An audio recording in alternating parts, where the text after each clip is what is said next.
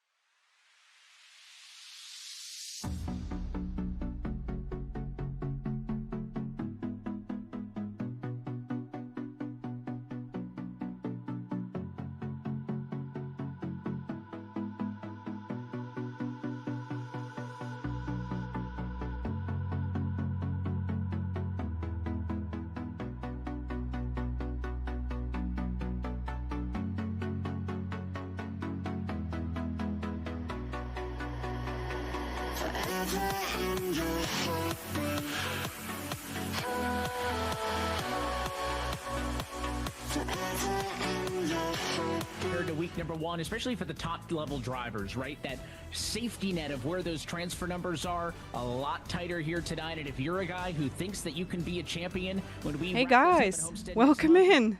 Design, happy to see you. Jay, hello. Justin, hello. How are you today? Welcome. How are you doing, guys? Yeah, sorry, a bit late. Been busy, so finally can be with you. Defensive driving. I don't know where that ratio sits in a perfect world, but it's not 100 one way or the other. You got to find the right balance if you want to be successful, because you're gonna need a little bit of help tonight to stay out of trouble from the guys around you. And I think you also want to maintain the respect of your fellow competitors here. There were a few instances where some folks got into it with one another, and in some cases it became more about beating one individual who had wronged you versus actually qualifying and making your way through the tournament. So we'll see who manages the mental game of this, as Dylan Alt will manage the physical initial start. No, I'm streaming. You know, if I promise, then I'll be with you for eNASCAR. I'll be here. No worries. Wheel fit isn't necessarily a huge issue for that bunch, as Jalen Atkins slides a little bit wide there, misses the You can't get rid of me that easy. A few other trucks back there, as Dylan Alt, Zach Michaelis, Carson Bowers, Timmy Holmes, and Tyler Skozen is now racing to for the transfer spot to complete lap. Yeah, we got, so as you remember, we got 3 semifinals today, LCQs, and then the final round, okay? So final round will be for all 3 groups. So right now we got semifinal of group 1, then we'll have LCQ of this group, then round semifinal 1 for group 2, group 3, and LCQs for each group, and then we're going to have the final one. Tyler Skozen, you've got Skozen, Wyatt Thompson, Jake Innes, Caleb Gordon, and Isaac Shelley all racing nose to tail. 4 of them are going to the LCQ. 1 of them is going. Randomly went down the rabbit hole on YouTube and found out Load News story that you were on when you were a pup. Wow, this is crazy. Yeah, you actually can find news, you know, from Asia Cup series, and also I think that like Tangri News or something like this, and it's actually like I think translated to English or with English subtitles or something like this. So yeah, you can find this, definitely. Those other 3 trucks involved, really no fault of their own. Yeah, Jalen Atkins missed the corner, and then it looked like he missed the shift, almost went from 3rd to 2nd instead of 3rd back to 4th, and that's what looped the truck around in the center of the corner and caused all the calamity. Ah, it's actually dubbed in English. Oh, it's really cool, yeah. Oh, issues. Oops. And as you remember, we got no caution. The need and the sense of urgency, and I don't know if Innes was really holding him up. I think it was just another one of those cases where Innes wasn't on the bottom. And again, not that it's your fault that a guy drove through your left rear, but if you give him a half lane, you just have to know at Martinsville, these guys are going to take advantage of that. And it's such a vulnerable spot on the truck.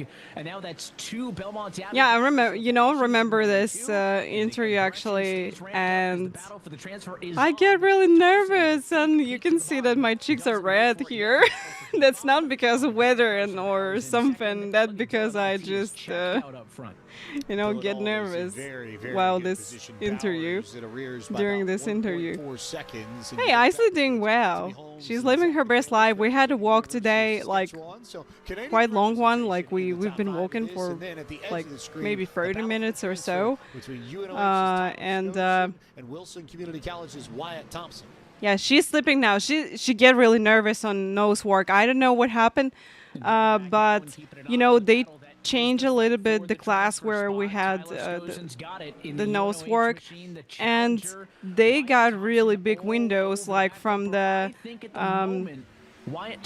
from floor to top, and she get a little bit nervous about this because like I think she never seen that big windows in her life. Got a really good run. And it's actually really funny because, you know, I've been working with her with socialization and with all her, like, not fears, but all her anxiety about some stuff, yeah. And she's 3 years old, and like I'm just 2 years old, figure out that she's kind of like anxious about big windows, you know. And that's actually the second floor. So from that window, you actually can see the, you know, the first floor and the outside. I don't know, she just get nervous about this. Going to work on next. I don't think 30 laps is going to be enough. Yeah, on next class we're going to work on this definitely, but she just like, wow, I'm not going to get close to window. Hey, but I fully understand that's like second floor. She's a small dog, so I think it just, you know, when she's looking from that point, it's like everything is so far away for her. So. Where you start for the feature? Timothy Holmes says it's time to go for it. The Horry Georgetown Toyota. Yeah, what kind of issue you got actually? I don't know. Maybe you can refresh. Turn 1, lap 1, and has since fought his way back to the front. Try to refresh Twitch or something, because like, you know, my bitrate is excellent. It just tell me connection excellent, everything excellent. Not afraid to be physical here, so that might be something that Bowers remembers. Should both of them? You know, they're not really like a toddler, but we all can have our fears, you know. Some people got a fear of the hay, yeah, so they just get anxious about windows as well. So I understand this. Like she's like, as she's a Sheltie, so Sheltie's really alert about, you know, new stuff. Like she's alert about this window. So all I have to do the next time, I'm going to take sausages or something like really delicious, so she can resist, absolutely. And we're just going to work on this. I'm just going to force her to touch window that, hey, it's okay, it's like, it's safe. So she just should understand that, hey, it's safe, she's not going to fall down or something. But it's just really funny because, like, that's, you know, you can think that, hey, like you got a 3 years old dog and you got like nothing to work on, but actually you got some stuff, still got some stuff to work with. From Isaac Shelley, who's gotten around his UNOH teammate Tyler Skozen for the 6th. You used Cheerios to train with. Yeah, you know, like she really likes sausages. Like she like chicken, like chicken meat. Also is really good.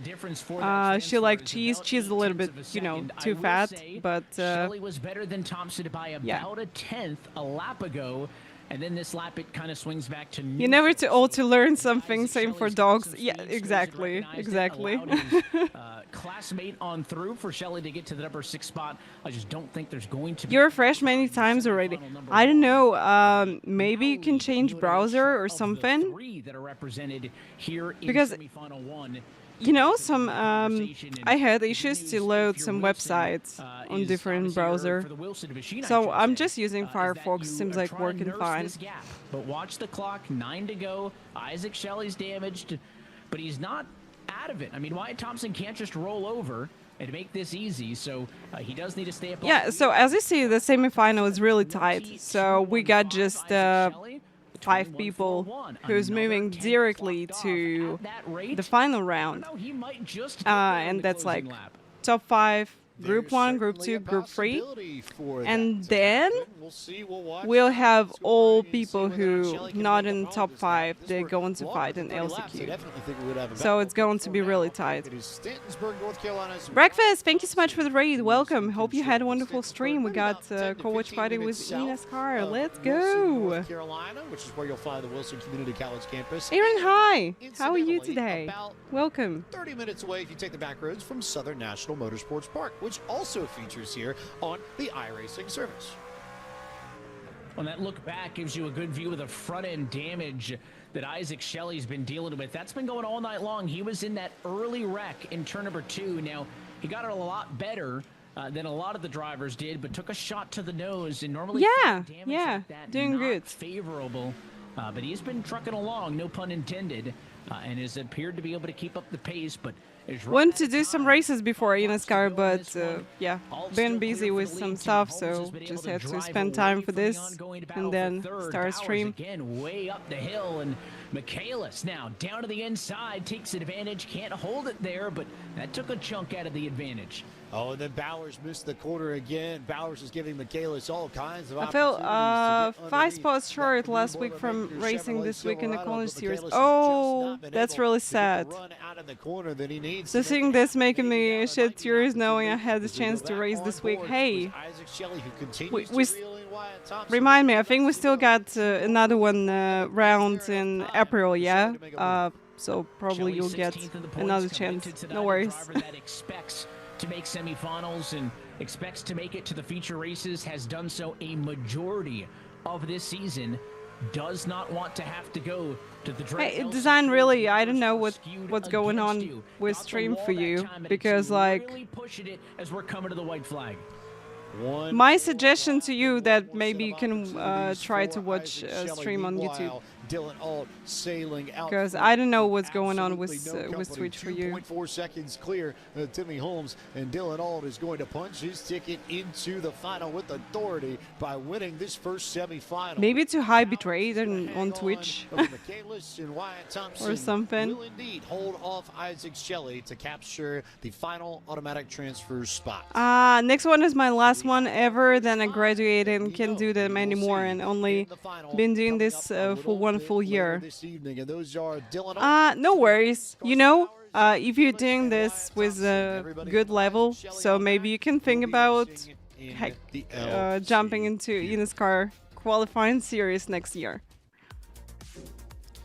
And so from there, we turn our attention to the second semifinal race in our second crop of 13. So maybe you'll get a chance to get into the eNASCAR Coco Racing Series. The Titan out of Cal State Fullerton, Logan Clampett starts on pole alongside. But hey, anyway, good luck for the next week. Hopefully you'll get a good result. Indianapolis start in row 2. Fifth on the grid is Detroit Mercy's Andy Tripiano, longtime member and longtime participant and racer in the community. Connor Trafari representing the University of North Carolina at Charlotte, starting 6th.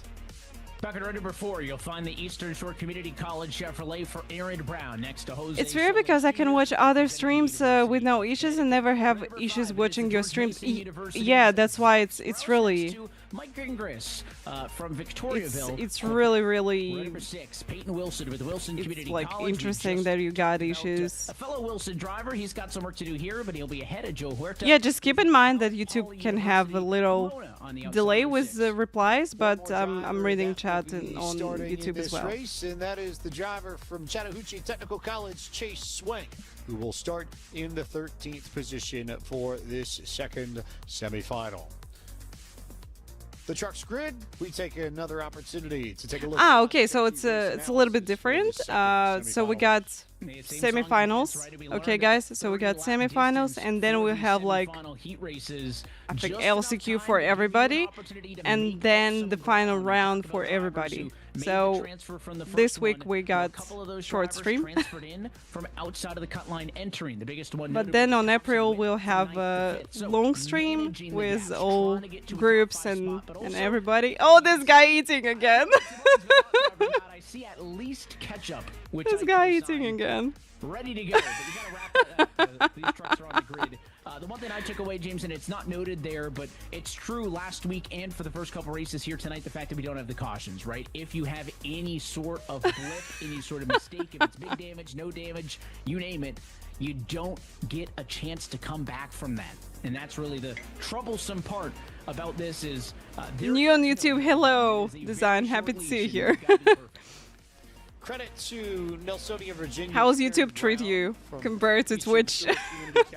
For the hot dog consumption there to get us going for the I really miss Els because like we're talking with her about food, about a lot of stuff, and I miss that. Why she's on vacation? Like that's like the March, you know? End of March. the best there time are for levels vacation. to it. If you want more information on how to start your iRacing career and how you could potentially one day be one of the drivers here at this virtual Martinsville Speedway, you can log on to iRacing.com today to find out how you can start your iRacing career. Lights are off on the pace car. Clampett and Davis, your two that will lead us to green. I think another point worth noting here is sometimes we have drivers that can throw down a really strong qualifying lap and then end up in trouble, and nerves hit them, cold tires hit them, they lose control early on in the You go on to watch on YouTube and chat on Twitch? That's smart. Twitch is where cool kids hang out. That's right, that's right. YouTube is for boomers. As they work their way down into one. A much cleaner start than what we saw in semifinal number 1. Two I'm lines joking. throughout the field, clear for the lead. Clampett in the number 1 position. Davis over Dyer in a battle for second. Can the Kettering machine get it done on the outside? All right, we got Logan Clampett here. Who else? Connor Trifari. Davis is there. Connor Trifari from NC Charlotte. Yeah, I've been joking a lot about NC Charlotte just because they had a lot of cars in the selection events, and yeah, Connor, I think only one who get into this next selection event. Virginia, Zach Sprouse, the George Mason Patriot, who currently rides in the 9th position and has a great view of this transfer battle. It is a hornet's nest, side by side, all behind Jacob Bradley on. We're doing fishing. Awesome. Bradley on the outside, Trifari on the bottom. Behind them, it's Brown and Solis next to each other. That Purdue truck up on the outside, and Bradley was in no man's. I don't know. I really, I'm personally, I don't understand fishing because you just sitting and waiting. Was a viable option. It's no longer, a death sentence. And I don't know why, but it is risky because there is nowhere for this truck to get in line. He's either got to get ahead of Trifari. For me, I'm feeling really, really sad that I'm. Once I had fishing in my life, and I've been really sad about fish, and I'm like, oh no, just killed fish. Peyton Wilson representing Wilson Community College. Really sad time for me. I say that 5 times fast, but we saw it. Really, it was about lap 45 in the second round races 1 week ago, where the groove really did shift, and you saw it in particular from Connor Yarashak and Matthew Zwack. I like that. Fishing is an excuse for boys to drink. But actually, Quirk is not drinking, so what's he doing in fishing then? There was a point where you No. Sky didn't get into semifinal too. Unfortunately, she get into crash into the big one on the final later on. Yeah, and it happened, early. I was surprised. Yeah, on the previous selection round. So unfortunately, she didn't get into semifinal too. So maybe next month we'll see her. Because I know for me it's always cool to see girls, especially in ovals. Like just completely missed turn 3 entry. Wow, in ovals we don't have a lot of girls really. Like if we're talking about the road course, we got a lot of girls here, like they doing the Formula 1, they doing Gran Turismo, Assetto Corsa Competizione, iRacing as well, but if we're talking about ovals, really not a lot of girls doing ovals. Aaron Brown better than Zach Sprouse, making this less of a battle for the transfer spot as you get a good look at Connor Trifari, who still has work to do. Currently scored in the 8th position and is going to have to race his way back up to Bradley in 5th just to have an opportunity. There's the contact between Peyton Wilson and Mick Gingras, who sent one of our Quebecois entries into the inside retaining wall in the middle of 1 and 2. Gingras likely headed to the LCQ. Oh, by the way, yeah, did you hear that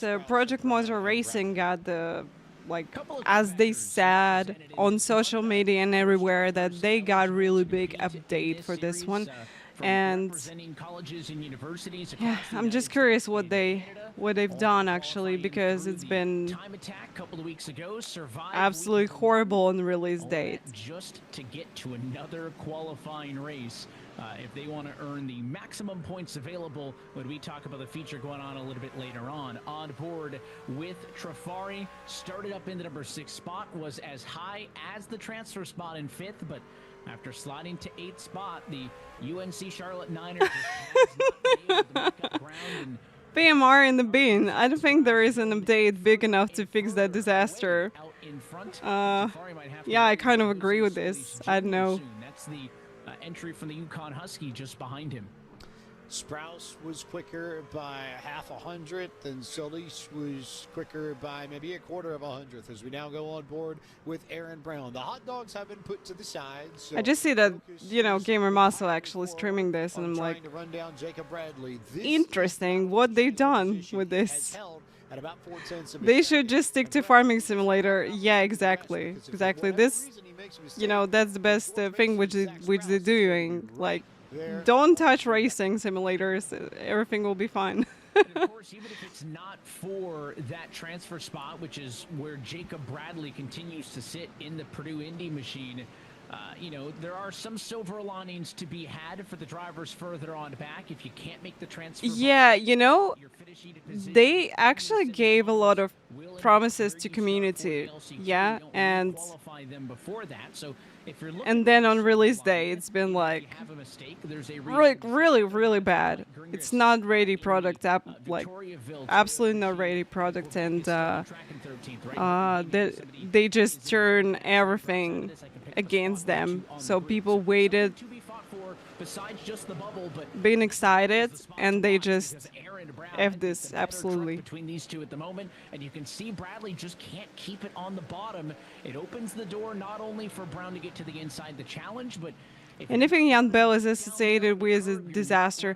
No, I actually didn't know that, because I really like Project Cars and Project Cars 2. And I've been also quite excited about this Project Motor Racing, just because I enjoy the Project Cars 1 and 2. But yeah, it's really sad that it just turns out like this.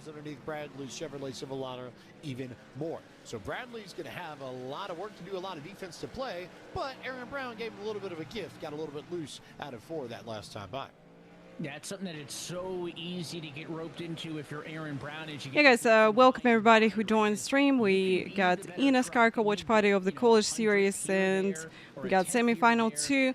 We're going to have another one, and then LCQ, and the final round of Martinsville. The truck to get position on the guy in front of you. That's how you miss the entry. That's how you spin the tires off the corner. That's how you wear out your equipment. So I don't know, guys. Because again, I think if these were two cars, actually, we can do one race after this coach party, because it will be like quite short. So I think I can do maybe one IMSA race or something to get either to the inside or the outside of that Purdue truck in front of you, and that's where you start to make those mistakes. Here's a good look at the defending champion of the College Series from Trabuco Canyon, California, Logan Clampett, who is out in front of Maverick Davis by just over a second. Great run for Maverick Davis, by the way. That's a driver who is more often than not. Yeah, you know, I think issue that people who really like Project Cars 1 and 2 and how everybody, you know, how the Jan Bell and team promised about the Project Motor Racing. That's been like really high hopes about that. Wow, that's going to be brand new Project Cars 2 or Project Cars, and we've been really excited about this, and then like it's not so good. Like it didn't work, unfortunately. Yeah, let's do one race after this one. Tropiano in a battle for the 3rd and 4th position. Tropiano's right there representing Detroit Mercy. But again, they are both above the cut line. I'd be surprised if these drivers decide to risk the current running order. I think Tropiano would be just fine with finishing 4th in this semifinal and moving on through. And then the only next step back is then to Jacob Bradley, who sits on the bubble. Aaron Brown has been stuck at a tantalizing 1. Yeah, just once again, Logan Clampett just pulling away from everybody. I think in Group 3 we got Daniel Falkenham, so we hopefully going to see him in a final round as well. And Connor Yershak also should be here. Underneath Bradley on corner entries. So can Bradley hang on for this final handful of laps? Or will Aaron Brown have some sort of final move that he can make to potentially claim a spot directly in the final? And you can see Brown, the onboard on the nose. I mean, he's driving it so deep into the corner because he hasn't been able to get to Bradley yet. The problem is it hurts him on exit. You're not going to get past a guy unless you can get... There is a reason people call him Jan Bill End.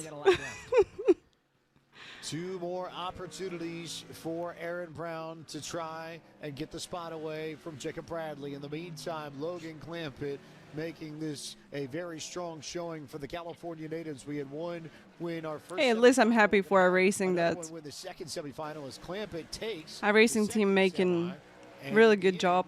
It was Jacob Bradley who was moving forward the whole sim racing and their simulator as well. It's really nice. Yeah, you know, like, maybe our racing not perfect, like all stuff in this world, but we got like one of the best service where you can get into online racing with real people, and this is really cool. One more semi-final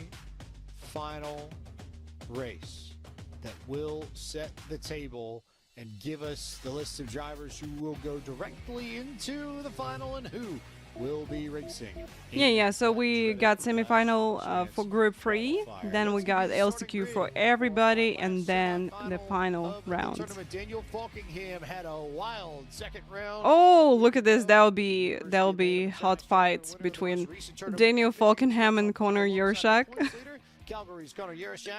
If Els would be here, she would cheer for Daniel. I would cheer for Connor. So let's go. And Brandon Hudson continues the UNC Charlotte 49er presence. He starts 6th. And then you find Liam Luz. I'm a racing fanboy, but still there are a lot of issues, mostly with tires. Well, you know, I'm a little bit different than this, because I'm treating tires in the way that, hey, everybody driving the same tires, and all I can do just actually try to get used to them and try to be, you know, try to be fast with what we got. On the grid, and it is the Buckeye from the Ohio State University, Matthew Morton, veteran of the college. I don't know, maybe I got this mind state just because of my racing career, because we sometimes had not the best tires. We had like hard compounds in Formula Masters. We had hard compound here. The best tires which I've been racing on, that's been Hankook, which we've been using in the Asia Cup series. It's been really nice. So it's been like medium, almost like soft compound. It's been really cool with grape. But it goes to show that but yeah, with Formal Masters, we've been using Kumho, and it's been hard compounds. It's been like sometimes not the best. Like for practice sessions, we've been using old compounds, not fresh, and it's been quite challenging in real life. And I'm just like got no complaints about tire model in iRacing. Who would have thought? So I'm just like, okay, I should get used to this. All right, let's go. Let's try this. That's it. This is how I'm thinking. But, you know, speaking about how, for example, GT3 feels, GT3 feels a lot better right now. So it's more lively. It's more fun to race with. So I kind of like it. This is the kind of thing. Matt, thank you so much for 58 months. Thank you. Thank you. Entertaining as well. Thank you so much. And just waiting to see Trucks. to Yeah, we got college series coverage party, and then I think I'm going to jump into IMSA. for the final transfer spot, but they're not 35. They're only 30. What By the time it's been a challenge below the cut.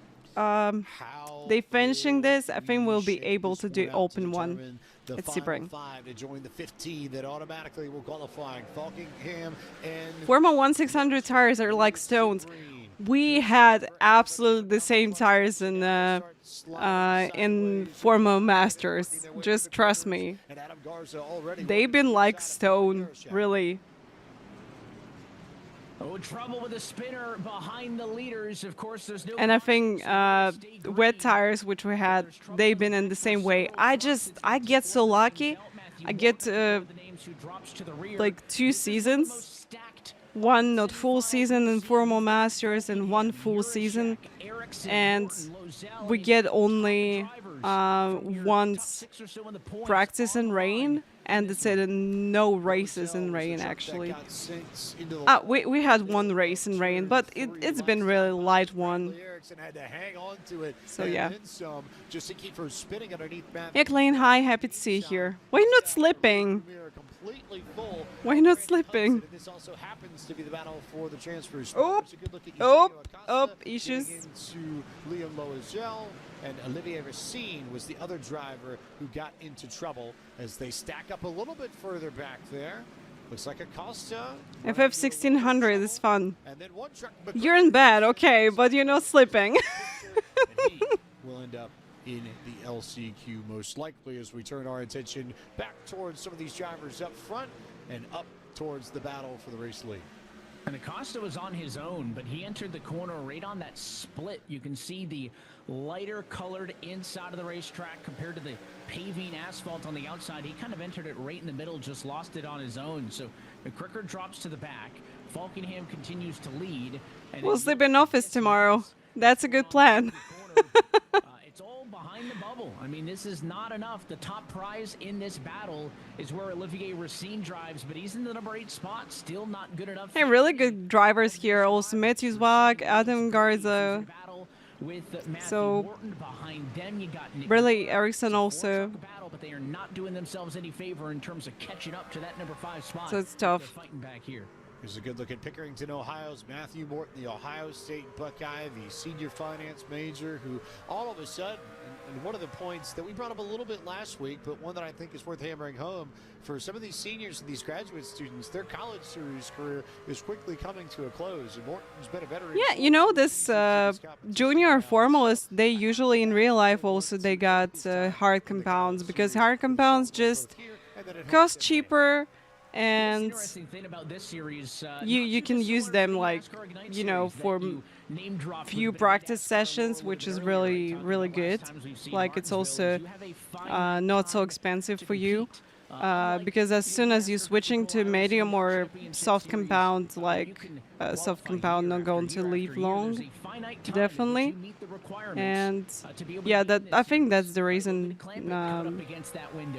Also, why we got like in junior formalists and racing, you really can feel that this is hard compound, and like it's okay. It's a part of junior formalists. Much like you do in school at college, right? You got to find that amount of time to make the most of the experience as you go on board with the bubble man. Bradley Erickson on the transfer spot, trying to catch up to Matthew Zawak and Adam Garza. There is about a 2.5 truck length gap from him back to Brandon Hudson. So as Erickson is in the transfer spot, it's not a pressing matter from Hudson at the moment, but you don't want to wait on the number 5 spot for that guy to catch you, James. He's got a lot of incentive here to get around Zawak and to put a buffer between him and a ticket into the LCQ. Look at the pressure that Bradley Erickson is putting on Matthew Zawak. Does not want to give Brandon Hudson a chance to make this a 3-truck battle. As you get a good look at the race leaders, Daniel Falkingham, Connor Yarishak have paced this field since we dropped the green flag some 13 laps ago. They are clear of Adam Garza by about 1.6 seconds. Here's Falkingham. Remember, he got spun coming out of 4 in his second round race and had to rally a little bit just to make it into week 2. But now that he's here in week 2, this so yeah, actually, here on my channel, you're not going to hear them. I'm complaining about tires.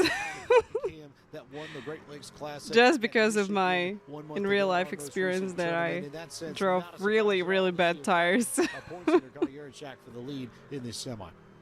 And you know, especially in karting, we had Vega. Before that, we had like Maxis. I think that's Chinese tires, and Max has been with a hard compound. Then we switched to Vega. It's been like absolute different universe for me. But personally, I'm a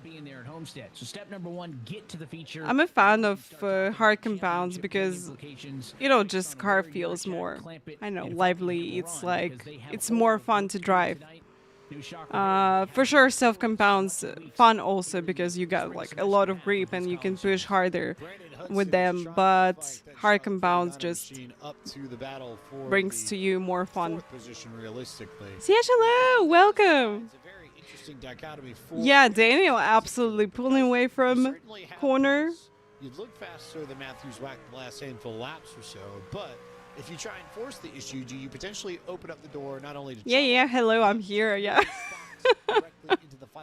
I'm here, by the way. How much do you decide to push the issue with Matthews whack, or do you See, actually, you're a bit late. That's a group 3 already.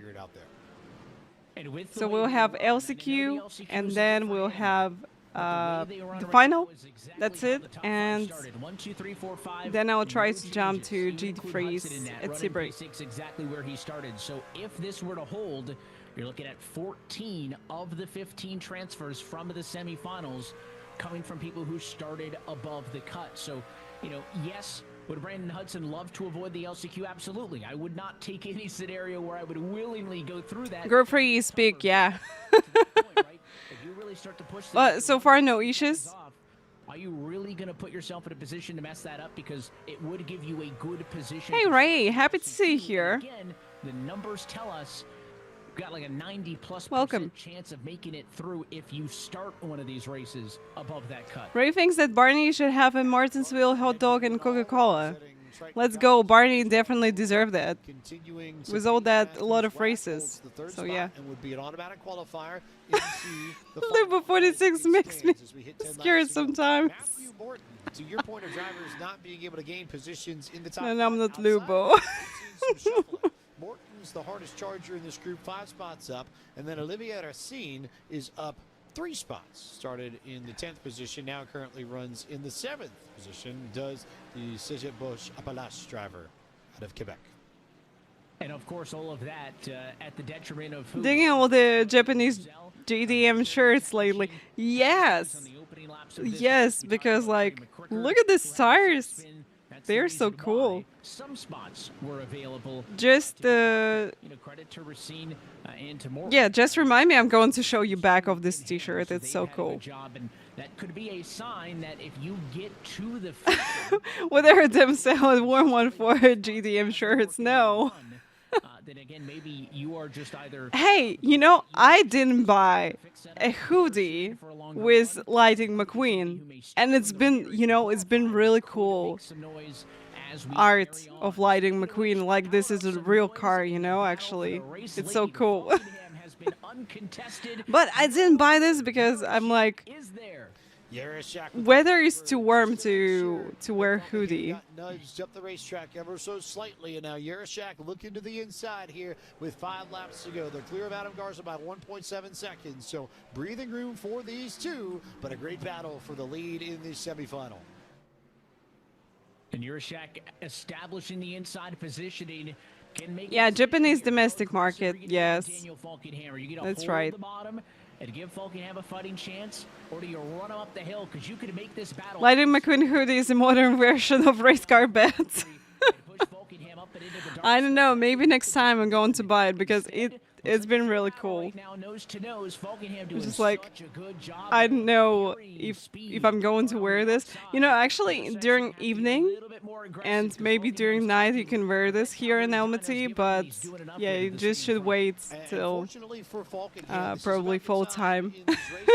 Started to see that outside groove come in. So it's a possibility, though. They make contact there out of turn 4, coming to 2 laps to go, and now Yerishak will have to settle back in. So does he use the rear bumper again? Falkenham goes up the racetrack to hey, really, if when you're going to see the back of this T-shirt, I think I'm going to tell you one thing. So Biko would cry if he would see this back of T-shirt.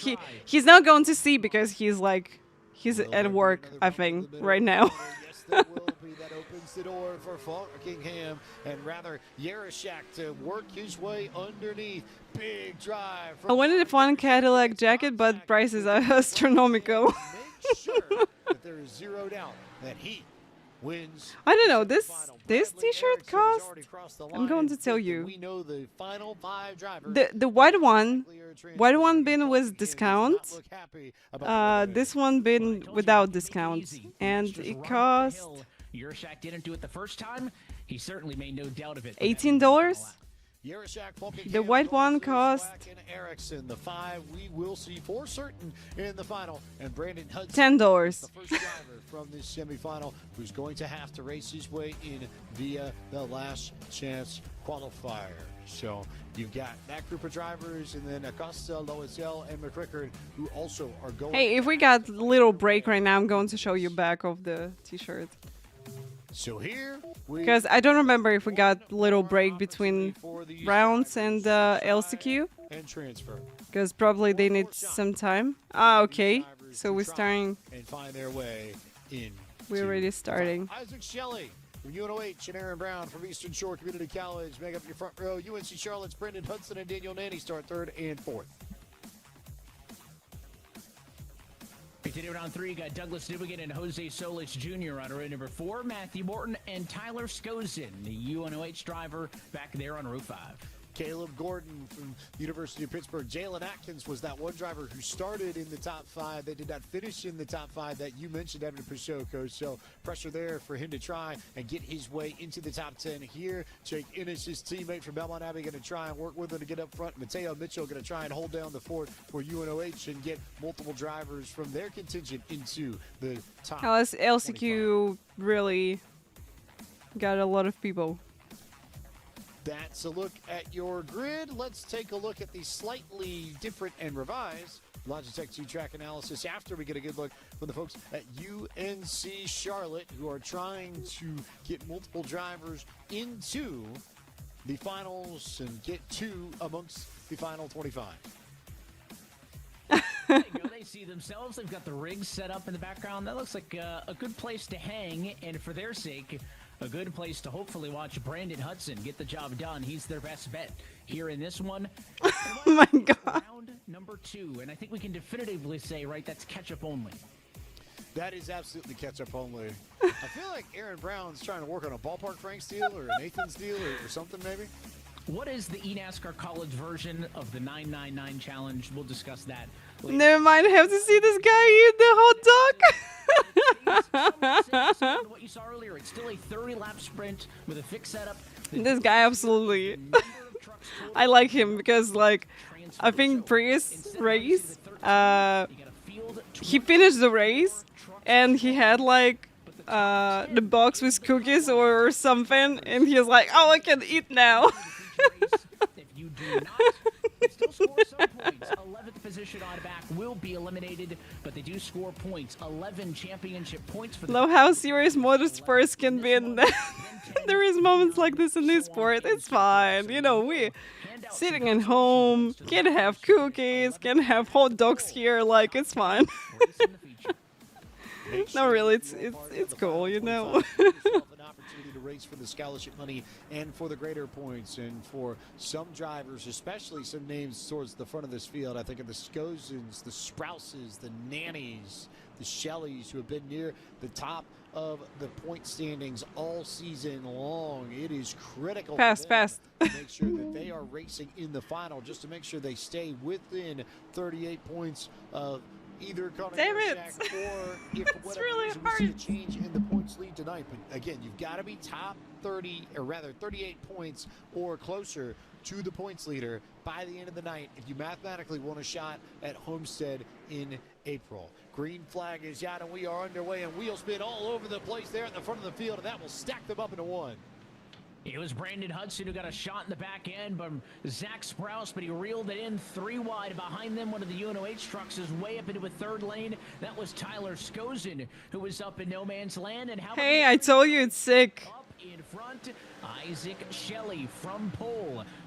Hey, it's been without discount, yeah. I'm just like, wow, I want to get it, and actually I really like this color because it's like, it's not white and it's not gray, it's something between. So cool. I don't know if this guy had cookies with milk, but he had cookies. No, this is the Mazda RX-7. And all of that going on inside of the transfer. That's Mazda and RX-7. And that's the reason why I told you that Biko would cry because he's a big fan of Mazda. Hello, welcome. Hello, hello. Restart lineup they've got here. One driver thought about making it 3 wide. That was Swank in the back who thought better of it.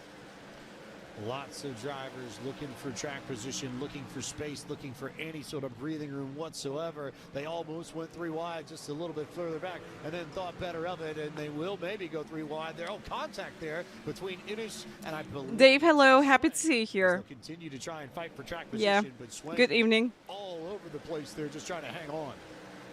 We got like 24 cars here, yes? 24 cars at Martinsville, and only 10 people will get to the finals. To the battle ahead of them, they're going to have to then chase back down. They cost themselves a full second on the stopwatch. Oh yeah, maintenance of rotary stuff, it's tough, but you know, actually rotary engines, so unique and so cool.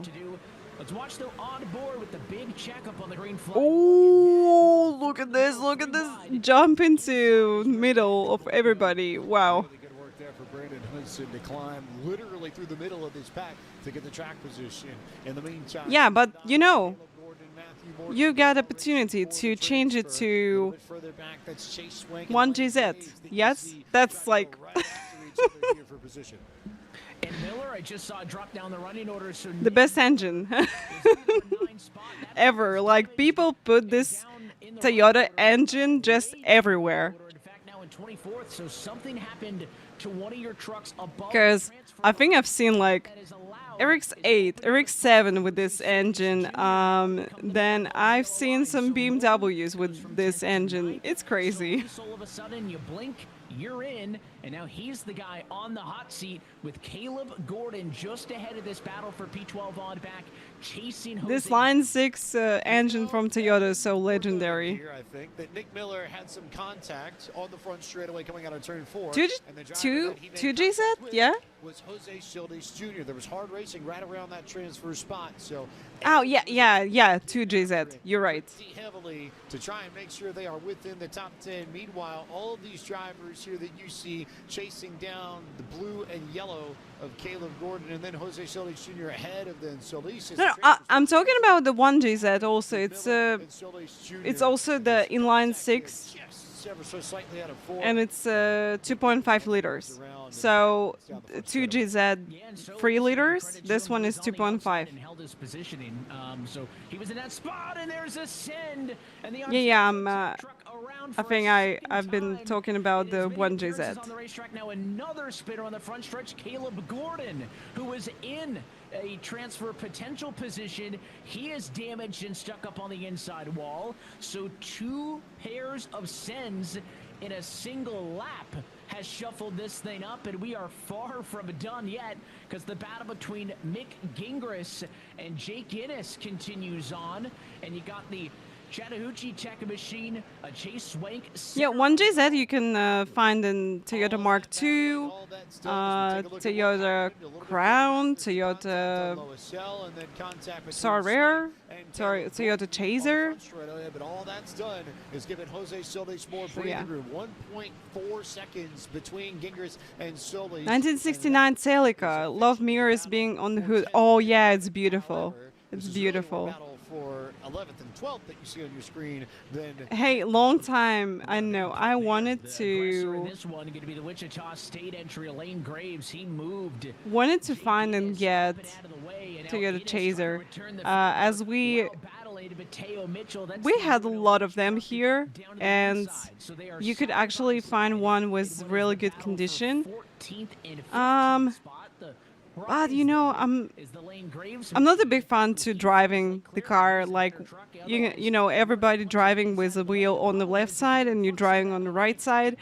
It's not really comfortable for me. So that's only reason why I'm staying away from these cars. True, but at some level it doesn't matter, because if you want to continue to race here beyond the next 12 laps, you have to find a way to go get Jose Solis Jr. And right now they're still well deep in the field, so the Belmont Abbey contingent trying to make sense of what has happened here as we continue to watch these battles for track position. But Solis in control. Yeah, so you know, anytime if you're thinking about getting the RX-7, RX-8 Mazda with rotary engine, you can switch this rotary engine to Toyota one in line 6. It will be like, as I know that it fits perfectly here and absolutely no problem. 14th, 15th, the spots that we've been watching, you need something big. Yes, you know, I agree with you. That would be weird for me too. I stay away from it unless it's an expensive Japanese car. Yeah, you know, like maybe Nissan Silvia, I know Skyline, whatever. But still, I better search for a version with a wheel on the left side, if possible. For Aaron Brown to get aggressive with Daniel Naney, for Olivier Racine to get in on the action, it is not worth stepping over the line and risking your transfer spot. Move to South Africa. We drive on the right side of the car, and you get to meet me win-win situation. The second part is not a win. If that happens once again. I see you like each other, guys. Dallas, hello! Hello. Happy to see you here. Welcome in. Of these corners a little bit better. Mitchell is charging corner entry and giving up speed on exit. And that crossover point is where you see the bumping, the beating, the banging in the center of the corner. I know. I'm messing with you also. Hey Dallas, how are you doing? We got LCQ of the college series, and after we finish watching eNASCAR, we're going to have one race in IMSA with GT3. Right? We talk about the risk of, is it worth making a move for those two?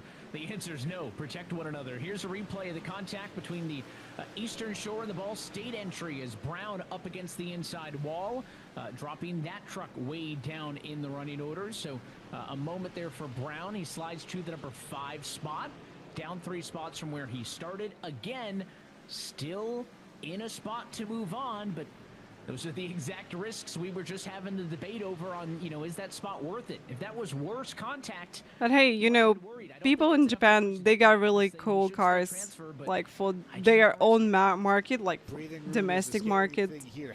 Japanese cars just so cool. As they continue to work their way around Martinsville. This is the battle for 6th. That is Matthew Morton currently riding in 8th. Everybody here would transfer as it stands. This is solely for starting position, but you can see the UNC Charlotte drivers. All right, guys. From LCQ, as you can see, only top 10 moving to the final round, and yeah, other people not getting into final round, but probably they'll have opportunity next month to get into the final round. 2-second difference between new beginning. I'm actually really surprised that we've got no crashes here, because LCQ usually so crazy because people really trying to get into the finals, and they fighting so hard, sometimes too hard. So it's cool to see that. We work our way towards the white flag in this LCQ. Trafari, though, with the good run, really clean, nice racing out there. To keep Hudson backed up, and Solis Jr. now starting to make his presence felt at the back of this group. White flag in the air, 1 lap to go. Isaac Shelley, what a night so far. Yeah, we're watching LCQ without L's. Isaac That's Shelley, sad. wire to wire, making it easy and making it clean. As Shelley All right. back to the start-finish line and claim the LCQ. And Douglas Newbigging is going to be the final transfer driver representing Kings College. Newbigging finishes 10th and is the last driver that will advance forward into our main event. GG's. Here are the 10 that are advancing into the finals. UNOH's Isaac Shelley, Ball State's Daniel Nenny, Olivier Racine from Cégep Bauge Appalache, Zach Sprouse from George Mason, Eastern Shore's Aaron Brown, UNC Charlotte's Connor Trafari and Brandon Hudson, UConn's Jose Solis Jr., Ohio State's Matthew Morton, and Kings College's Douglas Newbigging, the 10 drivers who will complete the 25 truck field that will contest the final of the Old Dominion Classic. We will take a commercial break and then be back. And on the other side, we're handing out a virtual grand Found decided to listen to radio across the world, and your city was on there, so I started listening to it. Mini Classic of the eNASCAR College iRacing Series. More from Martinsville after this. How fast could a stock car go? Born from bootleggers, built by rule breakers. We don't ask permission. We don't seek approval. We just are. The most relentless, unpretentious athletes on the planet. Chasing glory at 200 miles per hour. Defiantly unapologetic. Authentically NASCAR.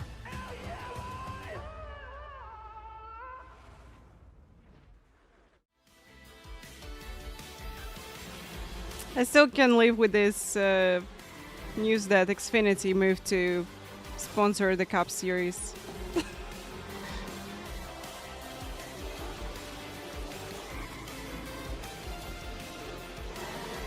Hey, iRacing Arcade. We'll get back to it.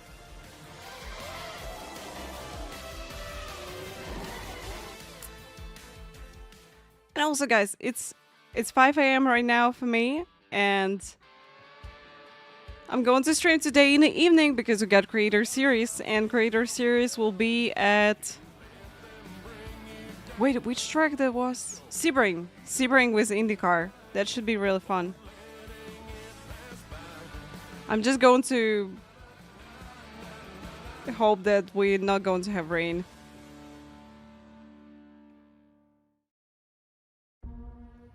Racing isn't just a game.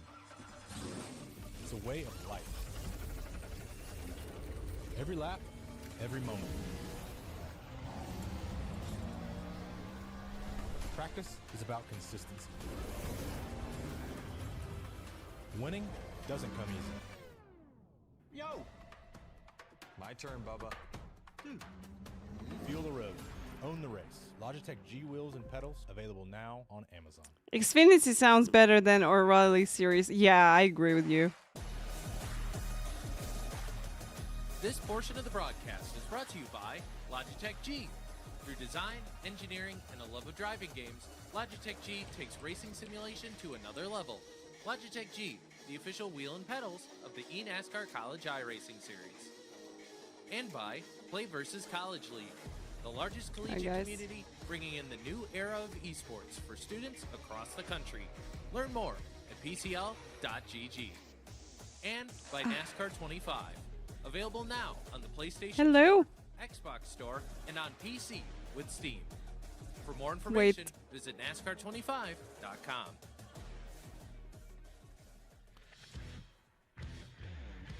Welcome back to coverage of the eNASCAR College iRacing Series powered by Play vs. College. Right, I return back. Reminder that if you have contested at least one of the now 5 time attacks that have been held during the College Series season, then you are automatically going to be entered for a chance to win a racing prize pack, including... All right, guys, so we... 23 True Force Racing Wheel and on the final. The Xbox or PlayStation, as well. Final round of Martinsville. Let's go.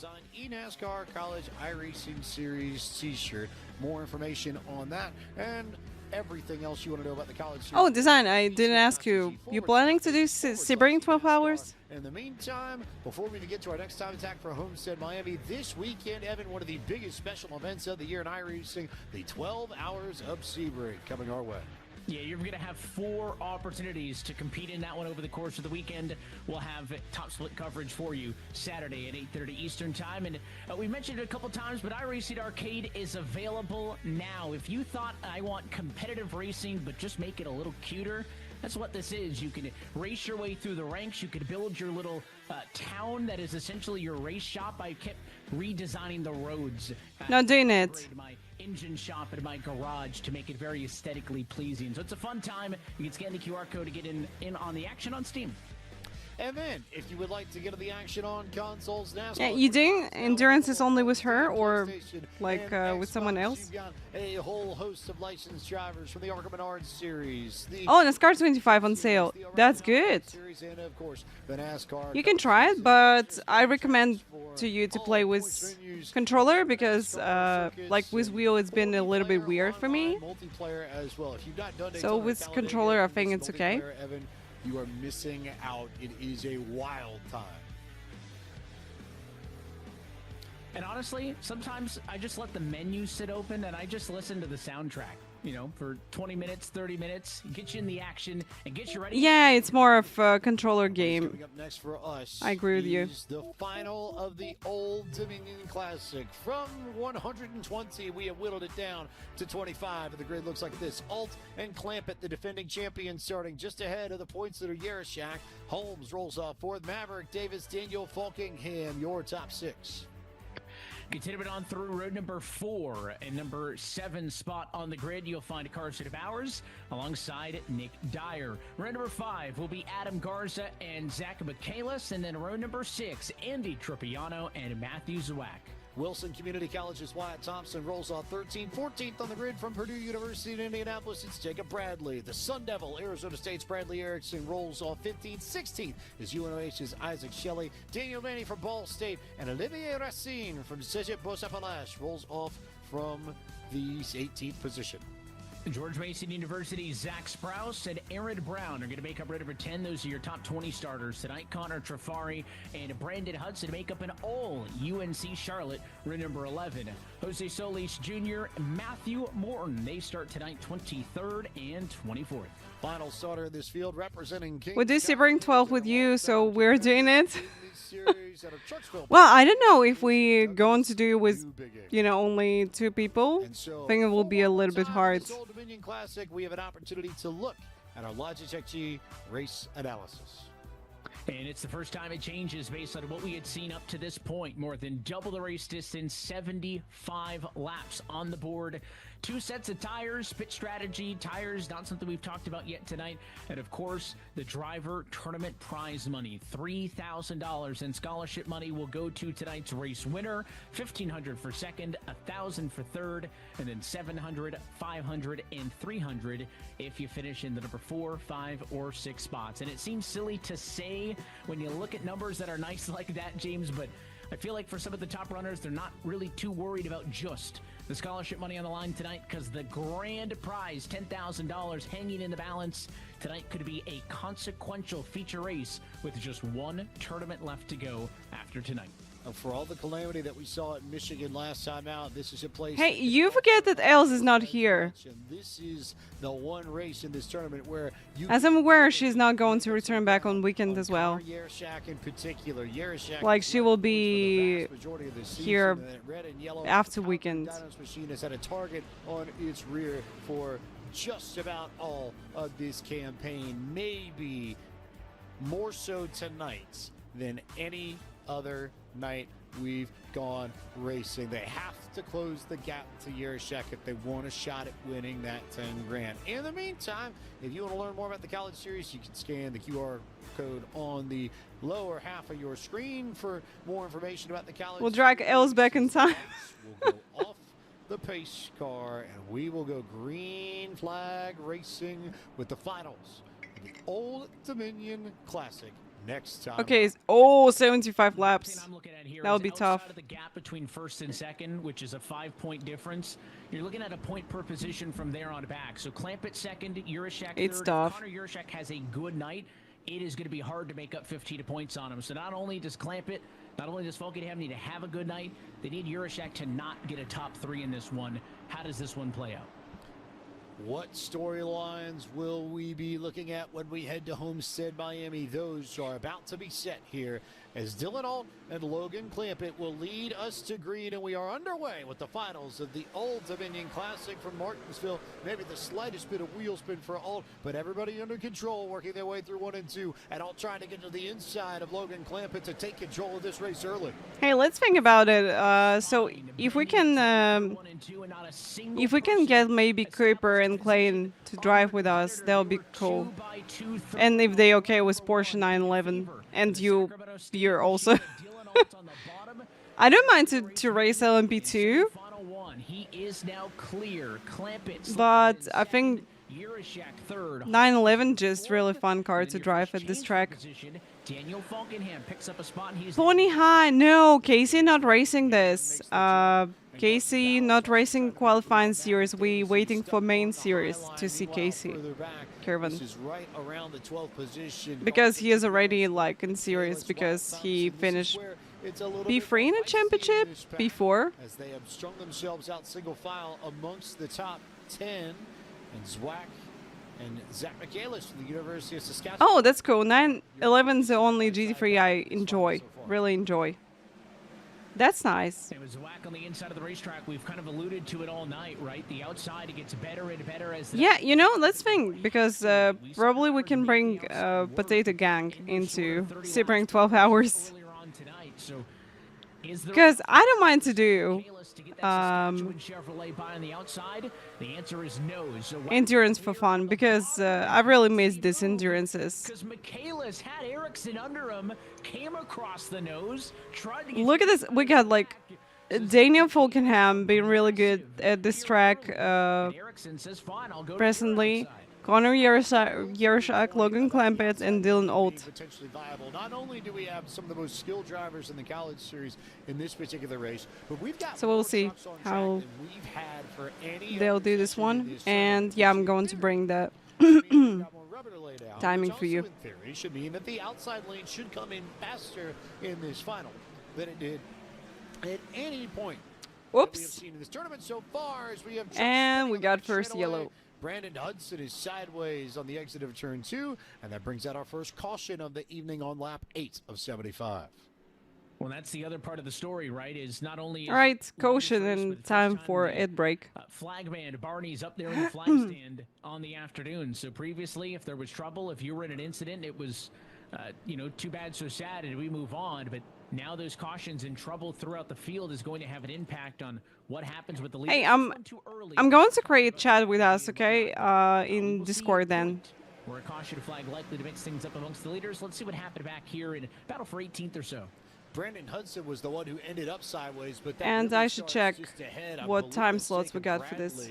That Connor Jafari makes contact with, and then there's just a chain reaction further back. We'll go on board with Matthew Morton and see how it played out from his perspective. You'll see the contact with Trafari and Bradley. Bradley starts going sideways, and then they all check up. And Saturday.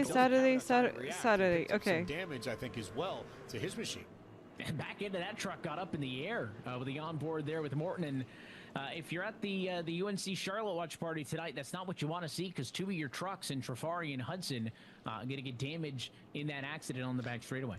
All of them also on pit I road think as well. third. Very, very tough place Yeah, to work. third The line time is slot is changed okay for slightly, you, unfortunately, for the me. screens What about you, for Design? all the racing that these drivers have done in this tournament, Logan Clampett and Daniel I think third time slot Falkenham, just perfect. If this holds, That's like, it's starting 5 p.m. my local it time. would be those three. That's, that would be 12 eligible p.m. for the GMT. title going into Homestead next week, if things just stayed exactly the same. But we know there's about a 0.0000001% chance of that happening, Evan, and I think that's honestly probably being a bit generous.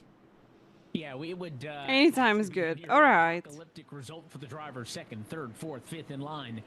If we were to throw the math out the window here tonight, but we will certainly cut that number down, which I think coming into tonight likely included, I don't know, what would be probably the top 14, top 13 trucks. Realistically, we're going to be looking at 5 or 6 names 12 GMT. Yeah, I think it's perfect. It's perfect just because second time slot is a little bit too early for me because I'm still going to be at nose work with Isley. And the final time slot a little bit too late. Like it's 9 p.m. for me, so it's going to end 9 a.m. It's not perfect. So the third one is way to go for me, definitely. All right, I'm just going to ask. I'm going to ask Plain and Creeper if they can race with us with GT3 and let you know, okay? Brandon Hudson was sideways, and the yellow flag is out once again as Douglas Newbigging. Because yeah, I would love to race with community. That would be really fun because I actually didn't do this. This time it's Newbigging around. Long time. Last time we raced as a potato gang. I had Dima. That's my good friend. He's living in Keepers right now, and Vlad. We've been doing the Suzuka, I think, 6 hours. Poor Matthew Morton is just trying to get 6 hours of Suzuka. Second time he had a front row seat to an incident. So you'll see Trifari go high. I wasn't sure if he just missed the corner or was trying to avoid what he thought was going to be a potential issue, and then contact there between Newbigging and Hudson. And once they finally separate, I'd say... Well, you know, it's such a hard track to avoid crashes on. It's like you've got little contact and just turns to disaster. Gets through without damage. Yeah, and tough to tell, but the onboard gave you a good look from behind Newbigging. It looks like he just got a little bit of that red and white curb on the inside. That's what caused that truck to sidestep itself up the hill and then eventually get into the side of Brandon Hudson. Those two trucks getting together and resulting with Newbigging getting into the inside retaining wall. All right, for now, I guess that Dylan Old going to win because he's been like pulling away from everybody recently. But we'll see what will happen on restart. Let's see. Top 5 looks really strong with all fast drivers out there. Do some things with the iRacing team. It's a beautiful facility. It's one of the top events. Yeah, it looks like such a small track for 25 cars. Time because it's not your stint or it's not your turn of the 4 different time slots we've got working. Come hang out because coverage starts 8:30 a.m. Eastern time this Saturday right here on the iRacing Esports Network. That's going to be a lot of fun. One of the biggest events on the calendar, as you said. I would say by participation, not quite up there with Daytona, but probably not far behind the 24 hours at the World Center of Racing. So worth noting that because we've had 2 yellows in quick succession, that this restart will go single file. So we'll see if things won't change amongst the running order and things won't change amongst this field, as Dylan Alt now will not have to contest Logan Clampett on the outside, and we now are green once again. Good jump there for Clampett. How about Timmy Holmes, though, looking at the inside of Clampett for second? Yeah, the big difference is with that single file restart opportunity there is it allowed Dylan Alt to really take the most advantage of the control truck position he's had yet tonight. And now look at this 3-way battle right around the number 10 spot. Center of it all is Bradley Erickson trying to go in between Zawak and Trippiano. Zawak gets clear on the bottom. They single file things back out. So now forcing drivers to be the aggressor is a little bit of bumper cars. That's Shelley who got shuffled up and Olivier Racine the beneficiary. All right, so Design just sent message to Plain and Cooper. Made it stick. They're 3 wide behind him. Zach Sprouse trying to get out of the middle of that as soon as he can, as Zach Michaelis has managed to get back to single file racing. This is a good look at our group running around the 14th position. Meanwhile, a little bit of a battle further back as you've got Jose Solis Jr. trying to fight off Wyatt Thompson, Daniel Nanny, Aaron Brown, all of them racing for position deep in this field. In the bid for side by side. Yeah, you see, as I said, so Dylan will all just pulling away from everybody, like 310s already from Logan Clampett. To be aggressive and stay in it. Up inside of the top 5 at a battle for the number 6 spot. Carson Bowers is there. You got Maverick Davis, Nick Dyer, Adam Garza. All single file. Again, that single file restart does a lot of heavy lifting to help these drivers get in line and try to get a bit of a groove here. Now more than 20 laps in. of this 75-lap race. I'm thinking if am I in time for IMSA? It's starting in 22 minutes. What do you think they will finish in 22 minutes? I don't think so. They didn't miss something, but I just said that I sent a message to Clayton and Cooper if they want to do this. All right. They got magnets in the side of those trucks. With Porsche 911, I actually got really secret nice setup for this one.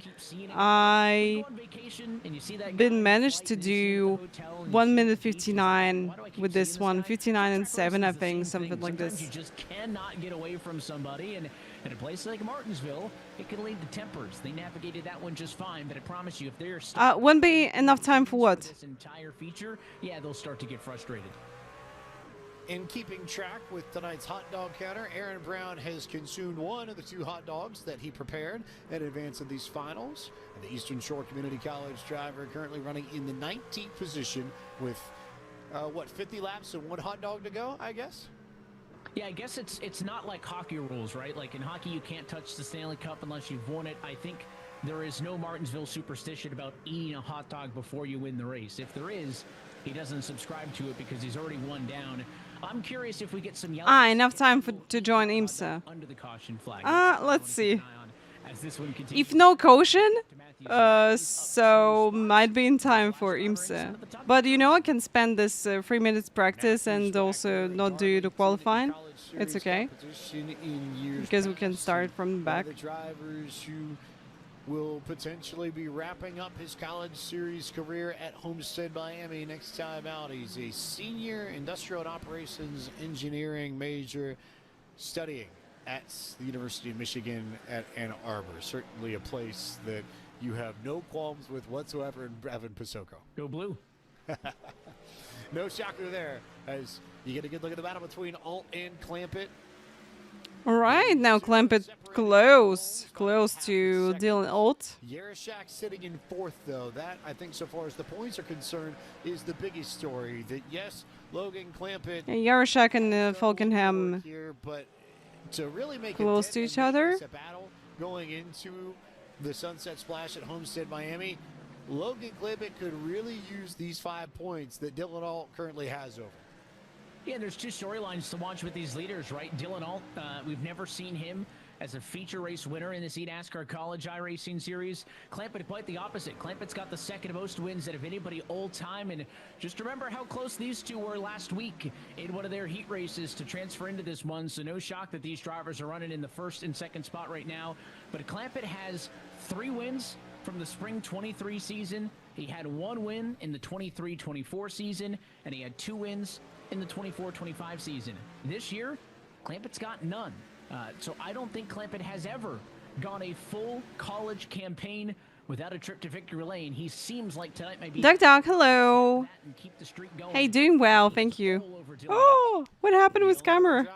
Give me a moment. Than Logan Clampett in the history of the college series. How about the Iowa Hawkeye, former champion of this series and 2-time and defending Coke Series champion when the championship series starts up in May, one Steven Wilson. So for those trying to keep track of college series trivia, there is your, I guess, trivia nugget of the evening.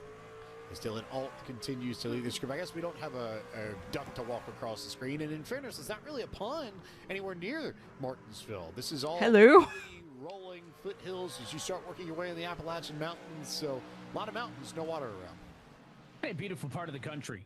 You've got the hill on the backstretch. Fans still parking some of the yards for the local residents just off of the back straight over there. You got the train tracks as well that run through.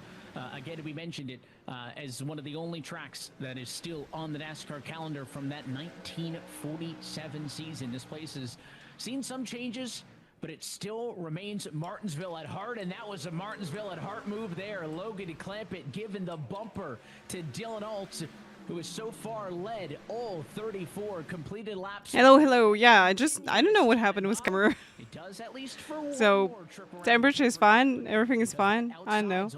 Maybe that just the USB issues. Clampett can move him up all he wants, but Give credit to 18 minutes, guys. I got the 18 minutes to join IMSA. Let's go. Georgetown Technical College Toyota as he rides in third. Because I'm thinking to jump in. Very interesting because, one, to your point, that outside lane should start coming in right about now. And All right, Clampett and Old fighting, and we can see that Holmes catching them. Further, so what has been a two-car fight for the lead now becomes a four-truck fight for the first. Invade, hello. Happy to see you here. Welcome. Hello, hello. The battle we saw for one of the wins in the semifinals is that at a Euroshack, right? Went to the bottom of Falkenham, couldn't get the job done. Final lap decided, all right, I'm going to run you up the hill. Logan Clampett reserves the right. Again, he could end the battle at any point by just moving Dylan Alt out of the way, but that's not what you want to do this early on. But he does have some pressure from behind. You saw Timothy. And here's a corner. That I need to right behind. To put a buffer between me and Holmes, because Holmes, Euroshack, Falkenham, I mean, those guys put the pressure on. If you're not moving forward, someone's probably knocking on the door to make you drop back in the running order. And if we drop back a little bit on the scoring pylon on board with Carson Powers, he's in the number 6 spot. It would seem like Maverick Davis would kindly like to take that away from him. Maverick Davis, I think. Hair long. They've been longer actually, because I cut like maybe 10 centimeters, something like this. Because it's been pain to, you know, do styling and everything. Like, it's a lot better now. Just about the whole way through tonight's proceedings, and is looking to lock down a place just on the edge of the top 5 if he can work his. Okay. Thank you, Design. Thank you. Chris, you're not late. We still got a little bit of the final round of eNASCAR College. He's down to the inside of Holmes, so side by side for the lead. People fighting. Side by side in a battle for third. Double. Right here, and Daniel got opportunity to catch them. 5 points. Connor Euroshack. That gap now all of a sudden only. Yeah, and good news, Chris. I will have also IMSA race after this one. All right. You'll see a 5-point swing right there, 8-13. That's the difference between a first-place finish and a second-place finish. It's a 5-point difference between a 15 minutes till IMSA. Let's go. Yeah, really nice and clean battle over here. Awesome. That 5-point difference. Awesome. And you see Logan Clampett and Dylan Old, it's still side by side. Still side by side. Into Homestead, Miami, it would cut down the breathing room by that much. And these might be obvious statements, but I think if you're Clampett, you've got to find a way. Yeah, you're welcome. Just give this a go and let me know. And I really think when you look at the way this battle has, but I personally really like, so it's easy to catch GT3. We're not talking about this incident which happened that happened because I kind of lost Iro, I think, and it's been maybe it's been fixed setup race. I don't remember. But yeah, setup feels really good. Absolutely love it. Like I just when I switched to this one, I was like, wow, I can do 59. Hello. It's really fast. Coming through, but it seems like Bradley Erickson, the ASU driver, somebody else who's been around a lot. They're gonna have some burn-up tires soon. Yeah, I agree. I agree, but we'll see. Started 15th. He's up into the number 10 spot. Because I'm pretty sure these guys know what they're doing. You want to get in on the action. Here's a second look at what happened to him again. It's we'll going to be see. Trouble in front of him for Dyer there, and right here, just not quite clear. Oh, that it's a good save. That was close to have a caution. Detroit Mercy truck who made the move to the bottom again. Trippiano could have made that worse, but kind of bit his tongue and allowed Erickson to get that truck back underneath him. Honestly, really nice work there from Erickson, but then again, I think that's 59. Erickson's season. No, I did 59 and 7 or 6 with quality fuel. With full tank, that will be 2000. So I've been managing in the race. That's not like it's not full tank. Yeah, in IMSA it's like 50 liters. 50 liters. I've been doing like 2 minutes 002, 001, something like this. So, you know, with 50 liters, it's like maybe 2 2 free tenths slower than with quali fuel. Lead up ahead of him. It's Clampett in the center, but it's going to be Holmes on the bottom. How about a 2-for-1 special for the driver? I know with full tank there'll be, I think, 2 minutes, 0.507, something like this, I think. We got yellow, guys. No, it's been really good. All right, so now, guys, going to have opportunity to change tires. Coming out of turn 4, he was not happy with the way yeah, let's that go. panned out. But if the inside line is open, if gap exists, then truck will find a way. And it's a mental game, right? I mean, I mentioned it earlier in the race when they were side by side. Is Clampett could decide that the battle's over whenever he wants by moving that truck out of the way. He didn't, right? You can't do it. Split on pit road. They all beating, but Holmes staying on track. Truck is going to come down. That's interesting. Timmy Holmes is about to be the biggest fan of every yellow flag that falls upon Martinsville, because the tire difference is now going to be significant. 53 laps here as we get a look. Hey, by the way, I wanted to ask, do you like lighting? Because I just switched to a little bit warmer light. To skew in the middle of the racing groove and bring out another yellow flag, or third of the evening as you ride on board. Oh, it's really unfortunate. Just finding a way through. For a split second, you were worried that I think Ohio State just, get through second time. Morton yet again for the second time this Looks stunning like always. Oh, thank you, Daisy Gaming. Thank you. And I was, talking about. You make me shy. I was so confident that nobody in their right mind would not come down to the pit lane. Thought it was going to be. I'm just thinking that it's like more Nitro. Person who decides to stay out, Aaron Brown is going to do so also. But I decided to go without this one colorful light today. Man, I mean that's so just different softbox. Lap difference, and there's no buffer zone. It's going to be Holmes, and it's going to be the hot dog king and Aaron Brown at the number 2 spot. That's it. 2 drivers stay out. There is no buffer. You got Logan Clampett and Bradley Erickson on fresh tires, and they're going to be on a row immediately behind you. Aaron Brown just should win because he had 2 hot dogs before the race. Like, hello. He's got a lot of energy.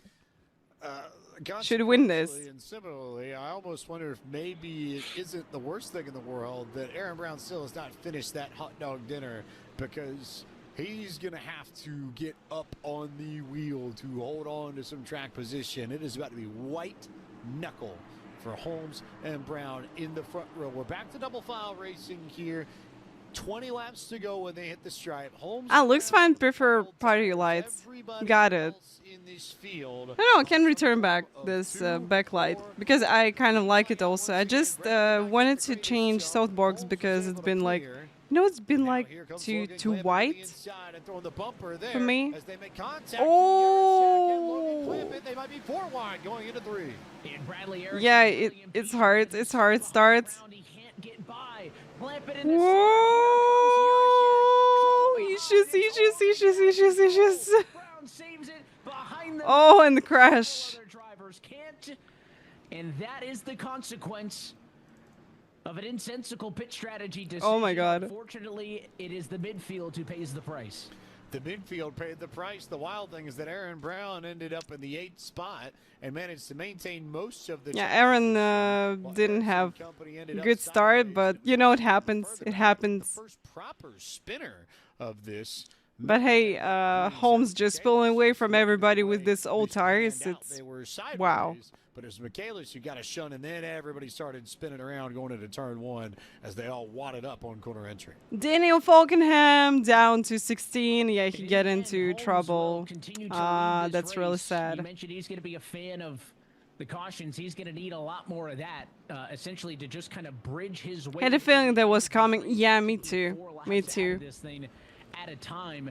Again, because the moment when I saw that he's not having really good start, I felt like, oh yes, that's going to be a trouble, definitely. Because everybody, really fighting for positions on restart, and yeah, that just Real unfortunate. Let's see replay of this. Picked up the benefit of all of it by sliding underneath them all. So there's the 4-wide incident there. You see Ericsson in the middle with Aaron Brown. Oh. One truck there in the middle was Zach Strauss, I think, who managed to get into Wow. there. Just didn't have the opportunity to check up and sort of pile drove his way through. Here's an onboard with Daniel Falkenham. This should tell us a ton. Or Nick on board with Dyer, yeah, and you see there. Wow, what a avoidance by this car. Oh, well done. And you know it's the right thing. This is crazy. For the accident, but if you just check way up and somebody passes you, right? So I think that could have been avoided from other drivers giving a little bit more, but eventually it just turned into a track blocker. The important piece, though, for the front of the field is that no longer do you have drivers on old tires blocking the outside and inside lanes. It's just the inside lane. But it's also the race. It's main car, yeah. So, and the point gap has extended because did a good job, absolutely. Clamp it in the midst of that calamity out of the corner, and so the points have changed. Yeah, we didn't have L, so no one going to cry for Daniel Falkenham on P16. But yeah, it's real sad. He's been like top 5, yeah, the whole race, and ends up like this. It's really sad. It was 15 coming into tonight. It's at the number 16 spot. And again, the magic number is you need to be in the 30s if you want to have a mathematical shot going into Homestead. So right now, that's only the top 4 or 5. 38 points is the number. Daniel Danny. That's your hometown car. Awesome. In that window, Bradley Erickson in 11th has fallen out to the tune of 3 points. Oh, they did restart with single file. That's smart. Being mathematically eligible as we go back to and racing. One truck sideways and up in the fence. It's Aaron Brown again. The yellow flag. Not the yellow. And again, I'll say he's the victim in this, right? Because he gets crossed over big time. I mean, oops. You know, the drivers behind him are the ones that are making these crazy moves on him. But again, when your truck is going to be that slow and that far off pace, you'll see the move here come from Garza. And obviously, if someone's throwing it down into the inside 3 wide, P1 definitely loving these cautions because these cautions now make his tires last longer because he's not pushing, you know, these laps. But if you're going to the bottom because the guy in front of you has got 52 lap old tires, I find it hard to blame you. I think you make a fair point. I think the bigger question is, are these drivers going to get a legitimate shot at Timmy Holmes? But yeah, they extend time till my IMSA race. Because I really want to get into open one. Given that he has not changed tires once in this it's starting in 5 minutes. 5 minutes. So we got 18 minutes till the race going to start. They got chances to finish. With the way these yellow flags have panned out, they got chances to finish. Timmy Holmes look just 11 to go. All of a sudden, what was about a 20 or so lap distance that he had to manage, that's been halved. And it's been halved almost entirely under yellow flag conditions. Yeah, big chunks is the benefit for Timothy Holmes here. But even if we can push this all the way to the edge of regulation, and we start talking about overtime, you still have to get 2 laps in, right? At some point, he's going to have to, at minimum, unless we ride it all the way out of the overtime. All right, let's see if we'll have another one caution, so I'm not going to register for IMSA then. Restart procedure, I think 2 laps is a yeah, I know. It's like 4 minutes, 20 seconds. I don't think 2 laps under green is a let's see how green will go. If they will continue for like a couple of more laps, I'm just going to click register to IMSA race, okay? What he can out of this. I don't think this is how he wanted to do it, but Timothy Holmes trying to make this work with the cards that he dealt himself. I'm about to say there's no going back now. That's the big point. You try and get any sort of tires at this stage. 0.8, it's 10 minutes qualifying. In the back of the field, and you're losing or 8. Track position. So Timmy Holmes will. It's 10 or 8. With the old tires from the it's 8, yeah. The field as we get set to go racing once more. Green flag is out. All right. Oh, corner just jumping in. Nice move. Timmy Holmes trapped on the high line. Connor Yarashak points leader to the race lead inside of 10 laps to go, and the yellow flag is out once again. Perfect execution for Urashak. The field's going to fall apart on the exit at turn number 2 again, and that's again. all it takes when we're talking about top Again. racing in the eNASCAR College iRacing Series. Is you just can't. 8-minute qualifying, 8 laps to go. Unfortunately, there for Holmes, he spun the tires. So like a mercenary.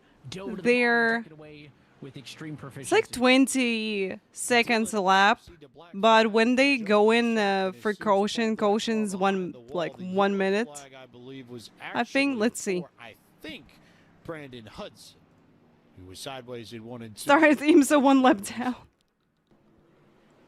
So here is a look indeed at Brandon Hudson, and we'll see what happens towards the back end of this field. As they got going, they checked up in front of him, and he just sent it in too deep, and I think locked the brakes up.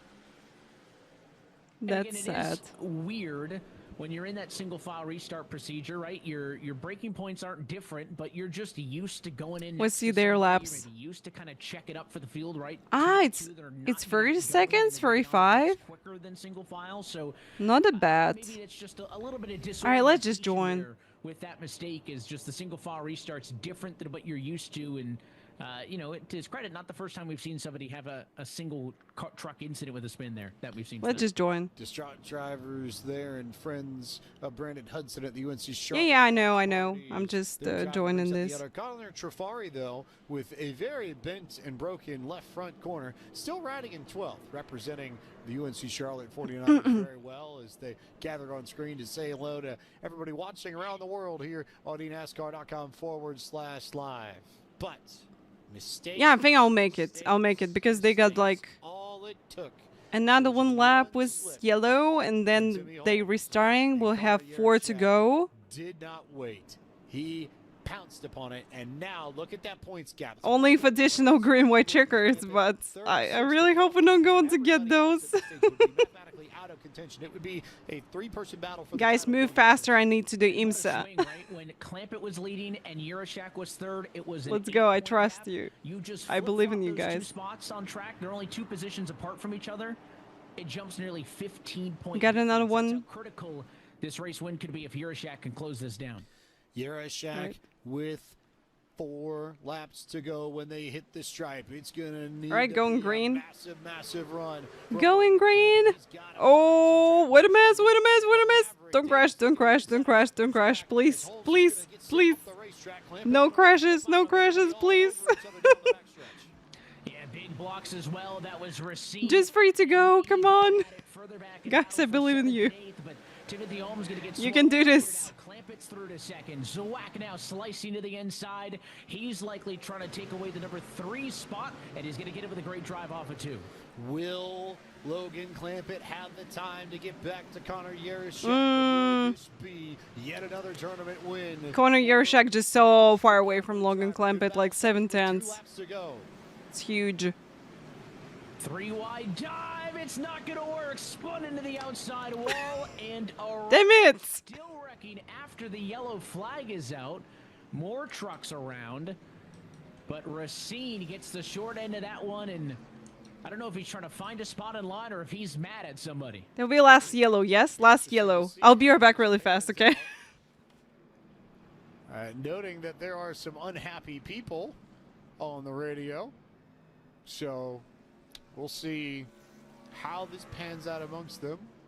I would say that might answer things a little bit. I suspect that was delivering a message. Yeah, the replay I think will probably tell us more here, but it would seem that Olivier Racine and Daniel Nanny will not be exchanging Christmas cards at the end of the calendar year.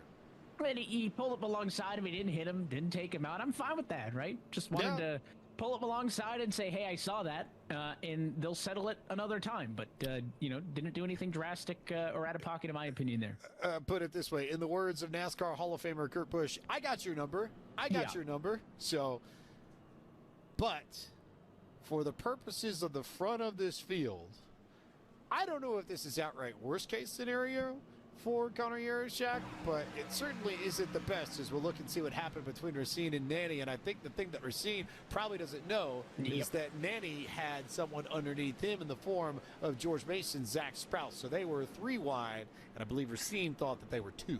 Yeah, and obviously if you're too wide, yeah, Nanny's way up the hill, but there was an entire George Mason University Chevrolet Silverado under him, and I think that the cool head for Olivier, relatively speaking, on not retaliating under the yellow, he's going to be happy that all he did was pull alongside him after he sees the look. And I don't even know if it's completely the fault of Sprouse there, because he's not getting a lot of room. The expectation is if you're 3 wide, you better keep those tires on the curb. He was no higher up the track than Garza was, but again, when you're 3 wide, it just looks like the guy on the bottom is the one making the decision there. So I think that was one of the closest to what we'll call a racing incident that we've seen thus far. I would say there's a lot of truth in that statement. I also think it's going to be interesting to see how these overtimes pan out. There are 3 available to us. A reminder of the overtime rules. If we get the white flag before we get a yellow, we are racing to the checkered, and that is it. If we get a yellow flag before we get the white, then we do it again, and we have 2 opportunities to try and finish this under green after this if we so choose. But for Logan Clampett, the time is now. He has to find a way around Yarashak to make this points gap manageable going into Homestead. You're going to be looking at either a 10-point gap or a 20-point gap. It's going to depend on which one of these 2 comes out on top. Where does Clampett fire? How does Yarashak go? Yarashak got a way better jump, a significantly better jump, enough to where Matthews Wack is going to get a shot. And Timmy Holmes is Clampett out, and there are 5 or 6 trucks that are going to wreck it even more on the Logan Clampett gets swept up right in the middle of this. I couldn't tell whether or not Timmy Holmes got help from behind. I just returned back for another yellow, as I see. Clampett in the wall, and maybe, just maybe. Hey, we should be fine. We should be fine. They still got 8 minutes to finish this. Clampett is not happy on the driver radio, and a big winner all of that was Daniel Falkingham, right? He comes into tonight as the number 3 driver in the championship, but he was way back in the number 10 spot. Oh, yeah. Speed Racer, thank you so much for the follow. I really feel that the leader. Daniel is not happy with all this mess. And for Logan Clampett, the question is, where is he going to be scored, right? The caution comes out quick in that accident, and then more trucks keep wrecking. Why? I've got a question. We had restarts with single file. Why we got this time with 2 lines? I think 2 lines is just not working here, really. But the driver at the center of all of that was Daniel Naney on the bottom. Wow, it's absolutely crazy. The gap was not there. I mean, he was on the curb. Not perfect. Absolutely sent Holmes. Yeah, Daniel Naney was the cue ball that sent about 4 trucks ahead of him around and sideways and completely shook up the point situation at the front of this. And Naney eventually did get turned in that. Maverick Davis got caught up in this. Here's the look from Timmy Holmes, and he's got absolutely no idea that he's about to get hit. No rain at Sebring, at he's least. In line with Davis in front of him, and again, I guess you have to know that someone's going to make a crazy move, right? It's the end of the race, but that onboard perspective, I think, tells the best story for Holmes, right? You can watch it from above.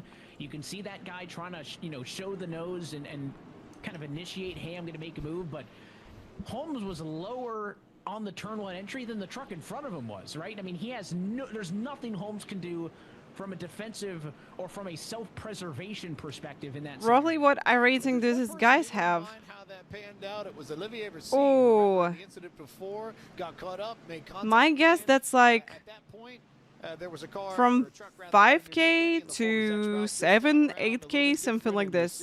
So yeah, Dicey just said over 5K. Yeah, that's my guess also. Certainly no complaints from Racine that Naney got swept up in that and is currently scored in 23rd. But now, what can Falkingham do with Clampett now scored in 10th and a little bit buried in traffic here? And can Matthews excuse me. The same fate in the big blue machine representing the Michigan Wolverines? A better restart there for Matthews Wack as they head down to 1. Just Zwack on the outside, going to be in a battle for the 2nd spot. He and Morton hold each other up, and does it allow Yarashak? All right, let's see if they going to finish this. setting his sights on the leader coming to the white flag. Cars going sideways further back. Thank in you. the corner. Is that going to be a yellow before we hit the stripe? No, it won't. Matthews whack is Please, no yellow. Going into turn 3 to try and wrest the win away from Connor Yarashak. Does he use the bumper or does he run it clean? They'll go into 3 for the final time. Zwack with the send, Zwack with the shove. Big time braking in the center of the corner from Connor Yarashak. We're on the finish line. Let's go. 3 tournaments out of 5 in this College Series season. Let's go. Connor Yarashak score once again points. Dominant stuff on the year. 2 championship with with his another one win. A little bit of strategy and restart chaos in the end. Connor Yarashak, only the 4th driver in College Series history to get 3 race wins in a single season. Ooh, let's go. Driver in College Series history to win 3 tournaments in a single season, setting the bar for I can do qualifying. of Calgary Dinos and for everybody else in the College Series. Tonight's winning moment is brought to you by Logitech G, the official wheel. Well, good racing. Except this like 3 cautions in a row. It's been tough. Scholarship money, but more importantly, he's going to get a pretty sizable points lead going into Homestead, Miami, into the Sunset Splash, and he made the job of collecting the Big Ten. It's really foggy, Sebring. The series champion at the end of the season that much easier. Matthew Zwack and Matthew Morton representing Michigan and Ohio State. 2 schools that certainly would not love to be mentioned next to each other if it were up to their decision. But for our purposes, Matthews walked B2. Awesome. Daniel Falkingham was 4th for the University. Daniel Falkingham. Nice job to get Purdue in top 5. Wow, return back to B4. Awesome. Aaron Brown was 7th. Connor Trafari with one of the best finishes for UNC Charlotte of the season. He ends up 8th. Olivier Racine ends up with a top 10 in his first tournament for Cégep Beauce-Appalaches. And then Douglas Newbigin from King's College out of Pennsylvania rounded out the top 10. Did it on through. Notable result for Logan Clampett. At one point, looking like a single-digit gap going into the final tournament at Homestead. Instead, it's an 11th place and an uphill battle as he's ahead of the 9er entry of Brandon Hudson. It's the Yukon Husky in the number 13 spot of Jose Solis Jr. Talked a lot tonight about both Timothy Holmes and Zach Sprouse. Both of them stuck in a lot of the fireworks in the number 14 and 15. Daniel Nanny was part of a lot of those incidents. Late ends up 21st at the end of this. Jacob Bradley was 22nd. Adam Cameron is having fun today. And Isaac Shelley, 23rd, 24th, and 25th in this Old Dominion Classic finale. As that concludes the 5th tournament of the year. One more to go at the end of this, but Connor Yarashak is going to have a healthy points lead into this, and it is time to chat with the winner of a College Series tournament for the 3rd time this season. It is the Dino from the University of Calgary, Connor Yarashak, who is with Evan Pizzoco. Yeah, tonight does not come in dominant or easy fashion, but it was another strong result, and he took advantage of. Hey, Connor did really good job, guys, tonight. Connor, first off, congratulations. Like he's been like top 5 in something, and just with we've only ever seen that really times in College Series history, nice move he gets under this format. This win. Yeah, I mean, I'm really happy with how tonight went. The race was actually Really, like he's really relaxed. Like, yeah, I get a win. But it was just so hard to pass. Like, I obviously ran that lane up the track last week, and people kind of started figuring it out, and the bottom just dies so bad that you can't do anything to make a pass. So I was stuck there, and then just with some people staying out on old tires, I was able to cycle my way to the lead and then just hold on to the melee at the end. Obviously, it seemed like a universal decision for everybody to come down to the pit lane at the end of this race, except for the 2 trucks on the front row. We go through a couple of single file restarts. Was there any point where you thought that those trucks up there were going to be able to hang on? I thought Holmes had a chance after he survived the first couple, but I knew I just needed to have a good restart. And like, the first couple, not be last. Could be better qualifying, but yellow came out. So that it's okay. time it just went that little bit longer that I was able to get control of the race. And then once I got control, I felt like it was gonna be hard to take it away without just wrecking it. what you do is you increase the points advantage with one tournament week left. It'll come next month at the Homestead Miami Speedway. What's your outlook for that one as you guys look to lock up this title? Yeah, I'm excited. Obviously, I don't know what my points are looking at. I should be looking pretty good if I just make the finale. So, but Homestead's going to be a great race. That track is going to race really nice with the new truck and aero, and normally there you don't see many yellows and you get nice long green flag runs. So I'm looking forward to it. It should be a fun one. Well, we're looking forward to how this one wraps up, Connor. We appreciate the time. And congratulations. Yeah, and also change the setup. Thanks. That's a word with your race winner tonight. We'll continue on down the line to Matthew Zawak, who comes home in the... I'm pretty sure it will be disaster with the start and all stuff. Result for you guys. So obviously we knew coming into this one, you guys had to have a good one to try to get up and into the top 6 in points. Start talking about some championship money on the line next week. How would you assess tonight? Was P2 a good result considering where you guys started? Yeah, it was a great result considering where we were. I've been on the grind ever since Daytona, and I mean, if after putting it on the having the best queue time in any of the heats last week to missing turn 3 by 3 miles, it was pretty good to be able to get the second. A little luck on our side with that first big wreck, but yeah, I was just able to play the lanes right. Had some really good driving to get to second as it is from like 5th, and you'll take that all day here. I mean, after looking in my mirror at the end of that, you can't be too mad with second. I mean, it's been a long year. Hey, thank you so much, Stinky. Hello, hello, happy to see you here. With this new tournament format that you guys have been racing with since we started this thing back in September, how would you assess just kind of how you guys have been able to manage it, to put yourself, you know, in a spot to fight for some prize money on the line? It certainly seems like the the prediction, guys. Is certainly challenged. Prediction will be, will we survive? Okay. Through to get to these features. Yeah, I mean the testament I think is just you can't just overreact. I mean, you have to stay calm. It's once you get too worried or you start cooking your tires, you start putting yourself back in fields, it snowballs and it gets worse and worse. You have to, you know, try and stay as calm as you can, stay on top of everything. Qualifying is crucial, obviously, in a shorter race format. Like in a race like this, yeah, back off t-shirt also is sick. Love it. And that's something that I think everyone's put more of an emphasis on, and it was, again, yeah, it was really big here, but just trying to stay calm. Again, like the more you overreact, it just snowballs and it gets worse, and you find yourself in an LCQ and something bad can happen to you, and then you don't even make the next week. So, yeah. All right. Well, top 3 in the points when it's said and done. Walk away with prize money. You guys will have an opportunity of finishing that high when you guys head to Homestead. Congrats on the Let's go. Let's do IMSA. And yeah, switching guys to the racetrack.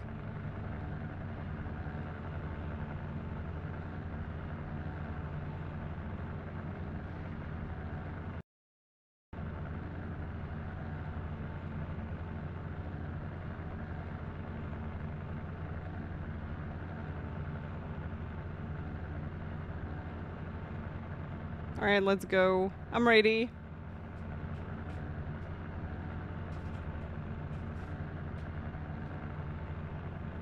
I'm ready. Where's the crew chief? Yeah, thank you so much. So let's have fun. Hey, been fun broadcast today. I enjoy that.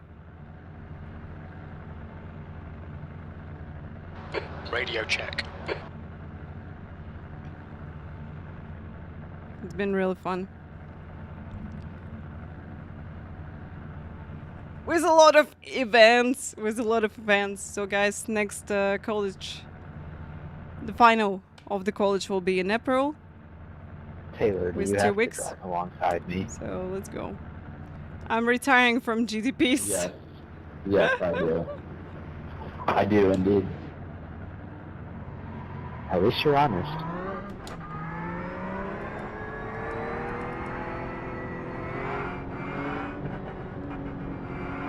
Hi, Evan. I'm nice to you. I don't really care if you are. I just don't want to accidentally run into each other. No, just... I didn't really mean to. Ah, yeah, this is super secret setup, yeah. That's all good.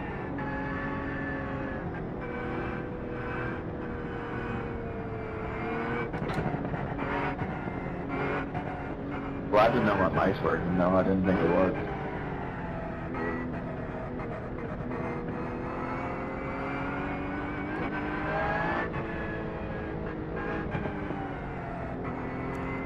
Yeah, I think Lane yesterday told me that no rain, Sebring 12 hours, which is good.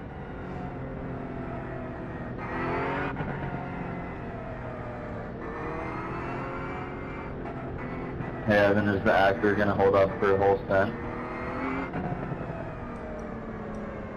I hope so.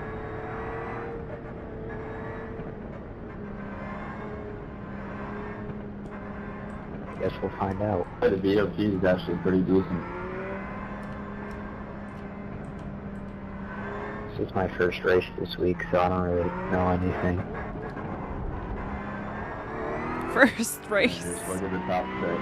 Wow. You got every class besides Ferrari. Or every brand, I should say.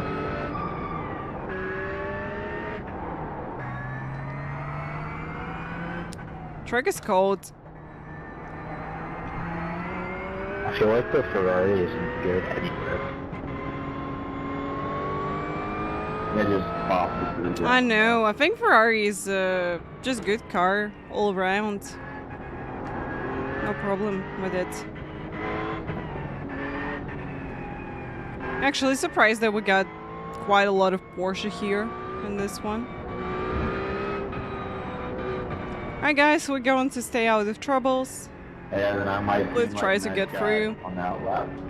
But guess what? I'm still a nice guy during the race, so I'll try not to wreck it. You don't have any damage, Andre. I'm sorry I hit you. They're braking again.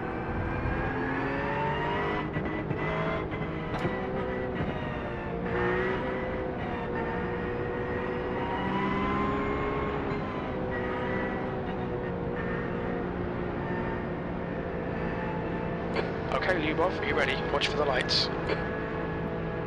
Oh, at least normal starts. Wow.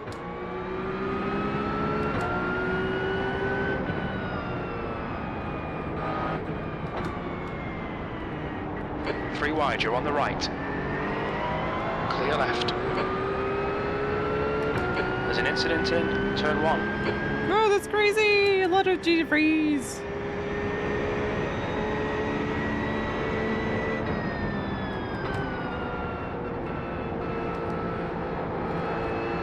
Incident in turn 5. Guy in front is Sanchez. Their rating is 4.7. There's an incident in Gurney. There's an incident in Christensen. It looks like crew. Oops. It's about you, mate. Start's alright. Let's build on it. Nice move, Mr. Pedro. Nice move.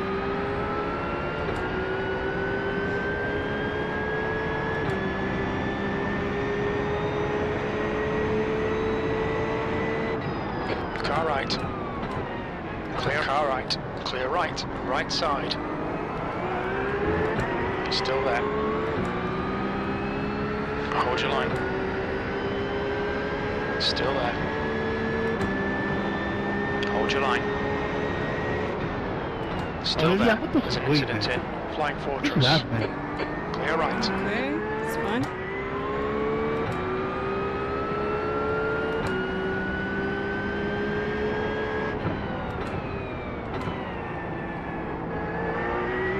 Car in front is Cornish. Slippery surface flag.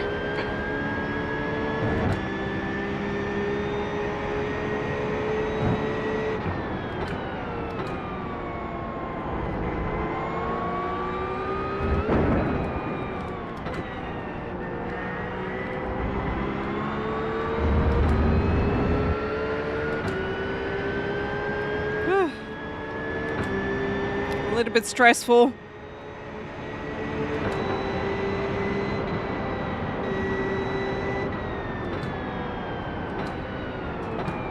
Left side, incident in Sunset. You think it might be Santos. Clear left. Woo! There's a car leaving the pit Keep going. Keep going. P15.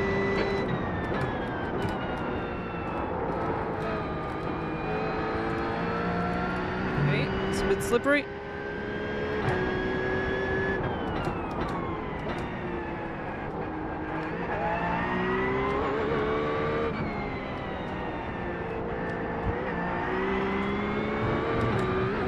Last 5 positions. What's going on?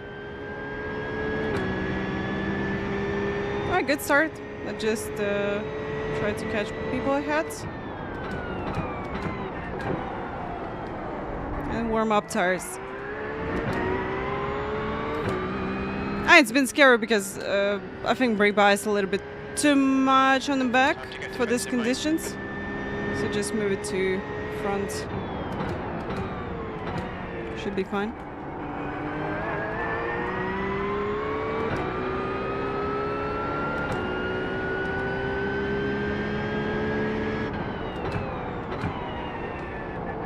There's an incident in Gen Debian. Keep going. Red and yellow flag for debris.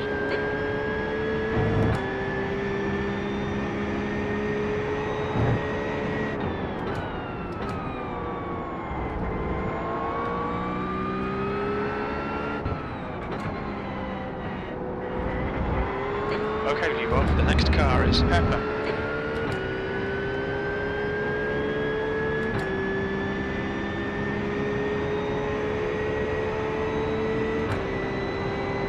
We're catching Colin. All good.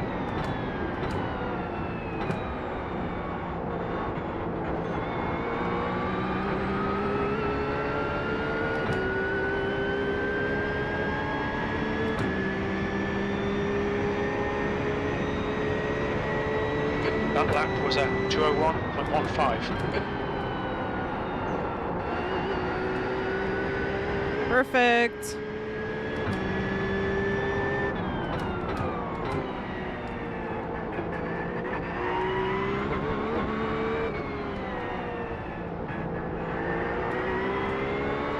Yeah, just a little bit cold tires on previous lap. So good now with T1.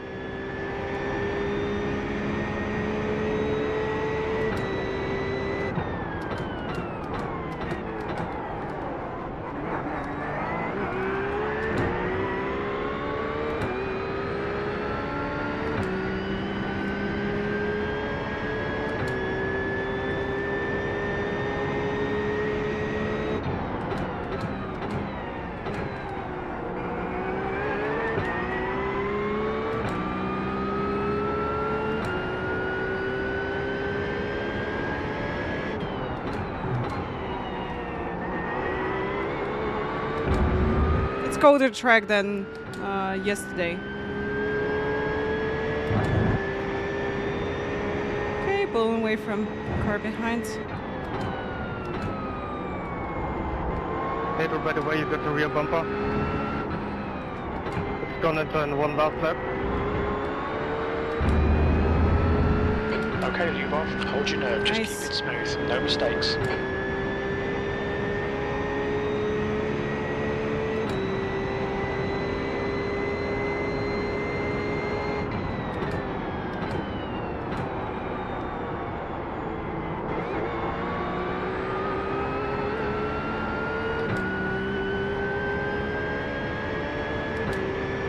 You're reeling, Pepper. 59.6. 0.34.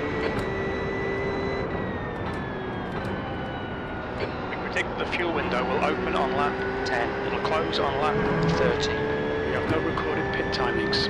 This will hurt the fuel estimates.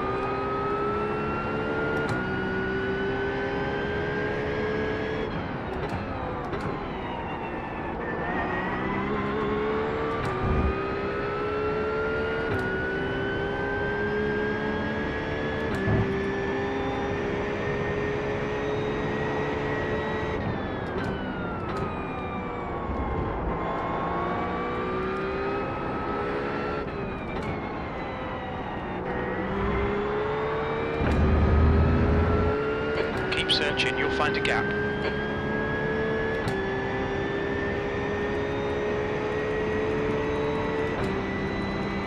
It's possible that we will have 24 laps. Because track is really fast at the moment.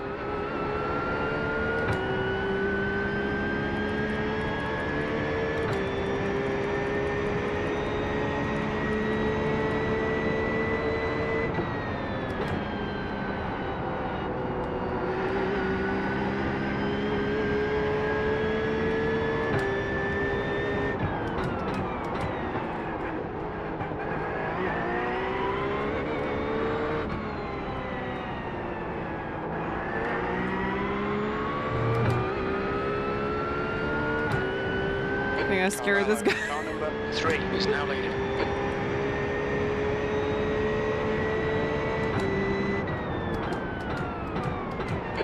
th place.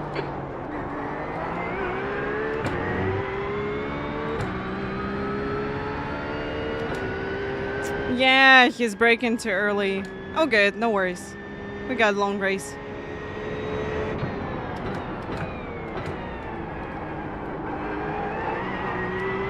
Also not 100% sure on braking because like weather changed a lot compared to yesterday. It's really fast track right now.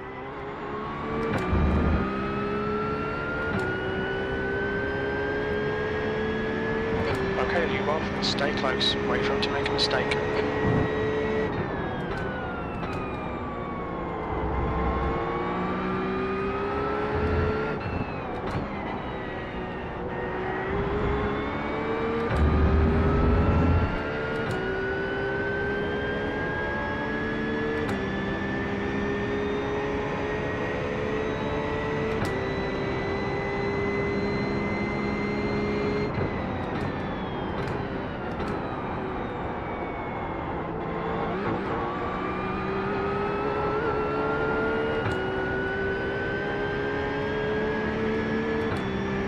First thing you will try not to crash.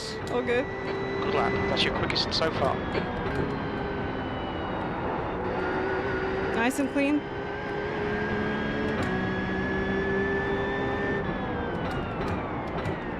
I think he's braking early just because the car in front of him.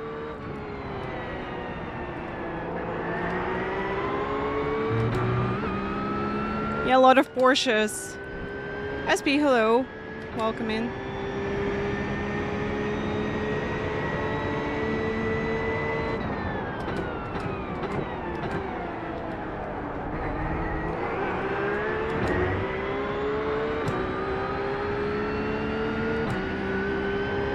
GTP's catching.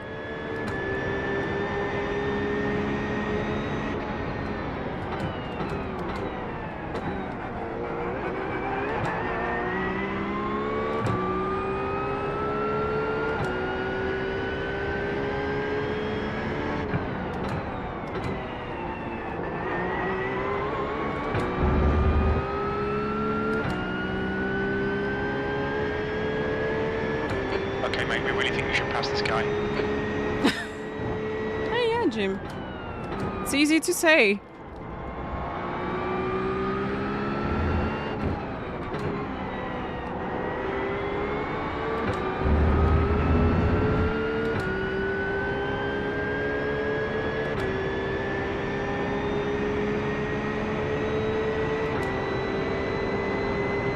Left side. Still there. Clear left. Car left. He's still there. Hold your line. Still there. He's still there. Still there. Still there. He's still there. Clear left. The lap time was at 1:59.71, being caught by the faster class. Wow. Blue flag. Yeah, I'm really braking later than he's doing here. Oh, GTP. On your left. Clear left.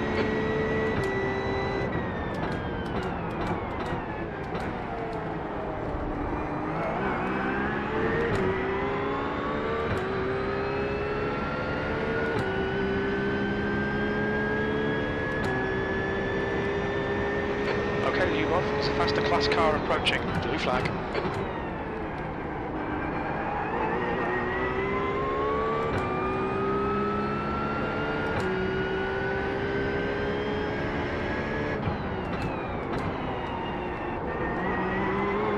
Oh, he made a mistake.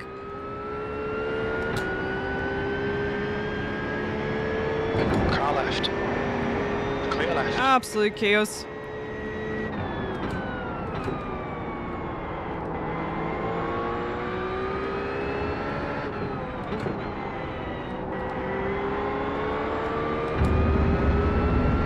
The gap to Cornish ahead is now 0.128. That's half fuel. You've used half your fuel.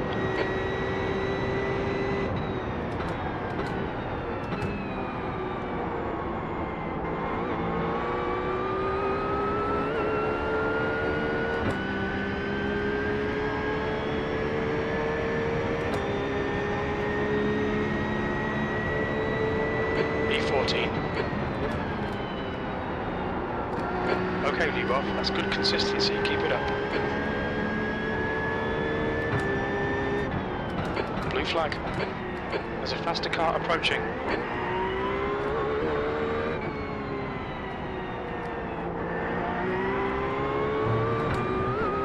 Oh, another one GTB. Oh. Car left. Clear left. This is so scary.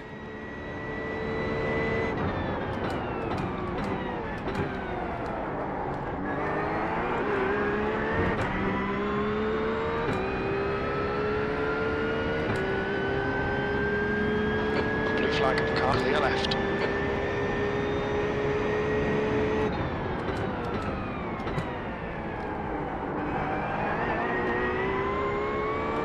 I get nervous.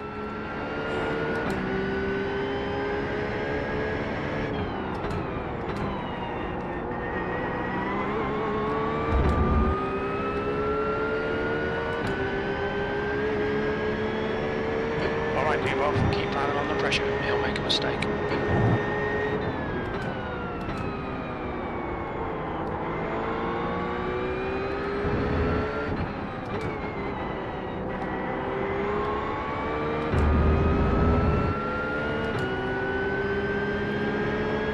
Left side.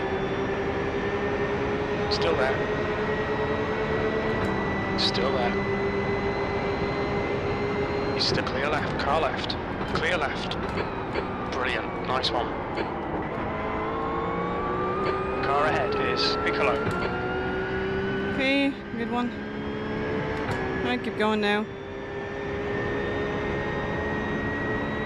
B13, you've just done a 159.67.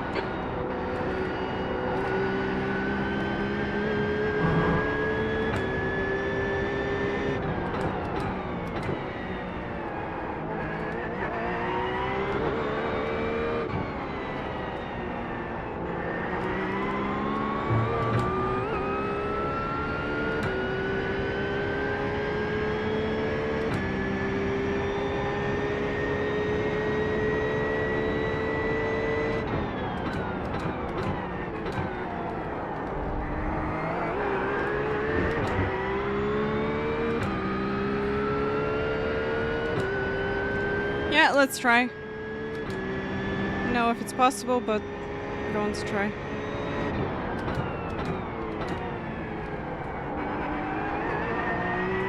Slow in, fast out. Keep the inside line covered.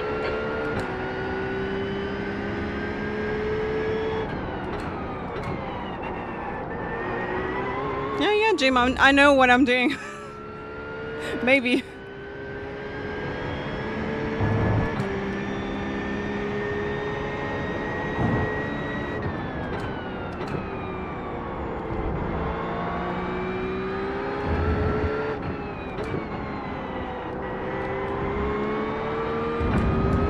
Definitely not feeling like 100% confident on the track because it's like cold track.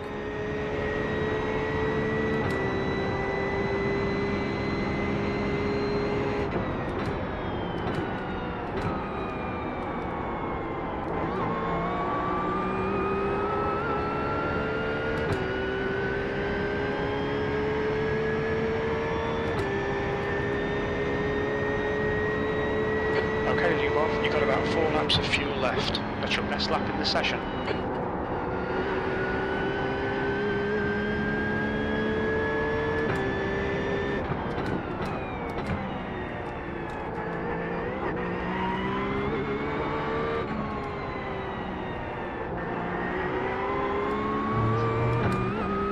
Okay, 1501, not bad.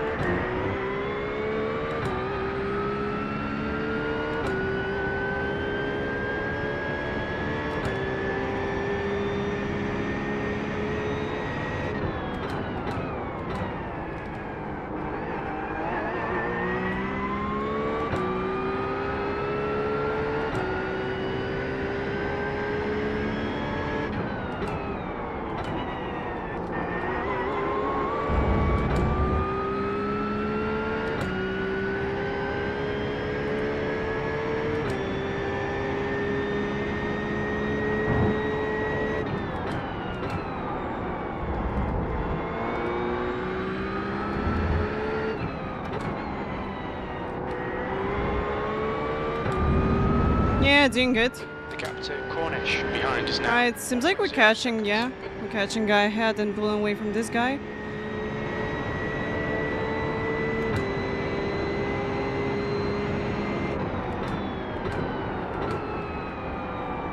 Yeah, with less fuel, we'll get 58s, I think. It's possible. Alright, someone pitting already.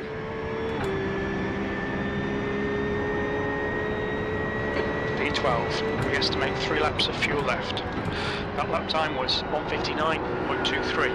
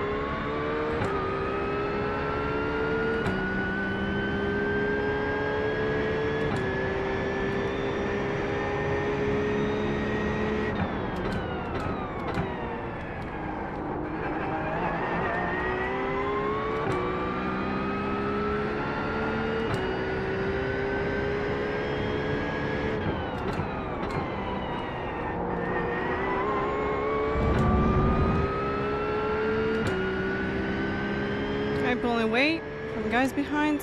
Let's focus.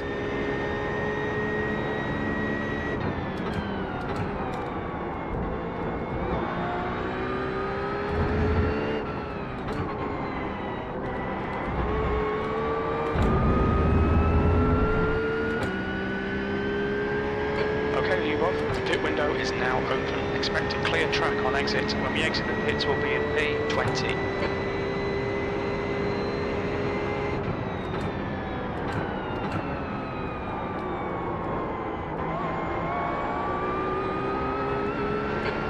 In front is pitting.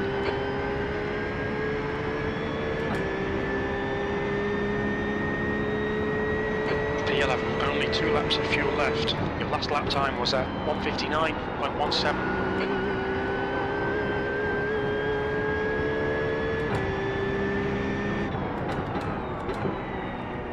Past the car behind.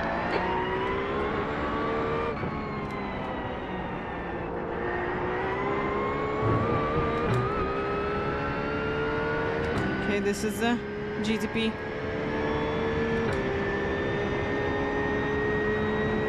On your right side's clear.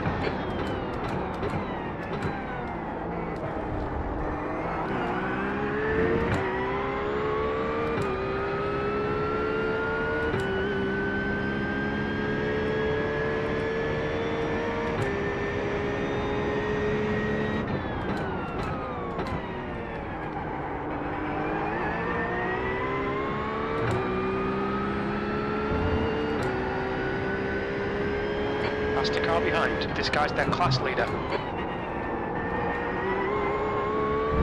Blue flag.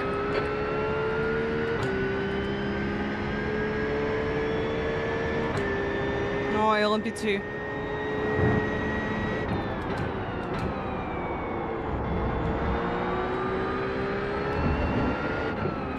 Car right. Right side's clear. The gap to Cornish behind is now 2.2 seconds. Not good, not good. Okay, we got another one lap, guys. Where's fuel?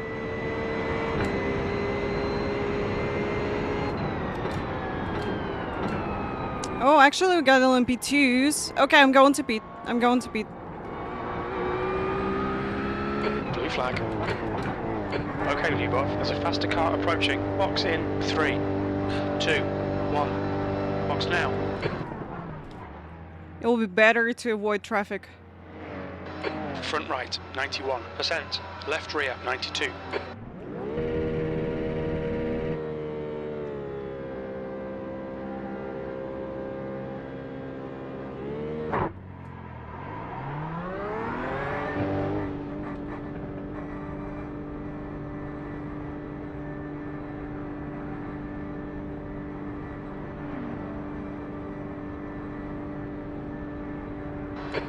Minutes remaining, you've got 20 minutes left. There's traffic behind.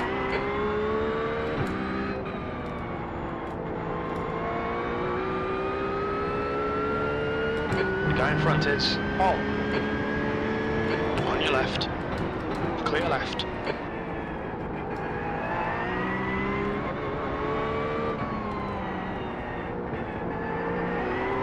Is where I beat it?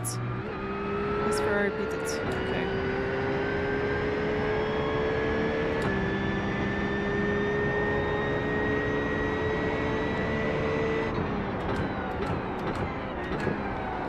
Flag. There's a faster class car approaching.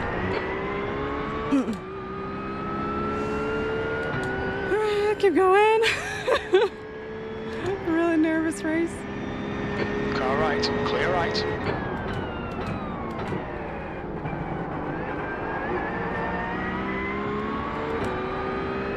I hope I can pull away from this Ferrari.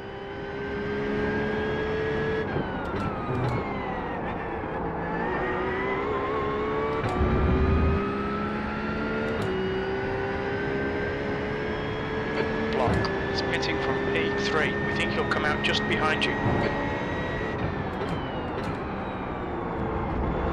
Incident in Le Mans. Looks like it's Oliveira. Yellow flag. There's an incident in Gendarmerie. Looks like it's Sanchez. Oh, guy behind just died. Alright, we got free air.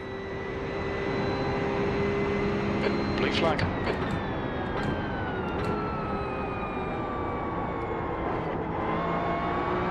There's an incident in turn 1. We think it might be Crook. Alright, Lubov, there's a faster car up. There's a car exiting the pits. Heads up. Right side's clear. B15.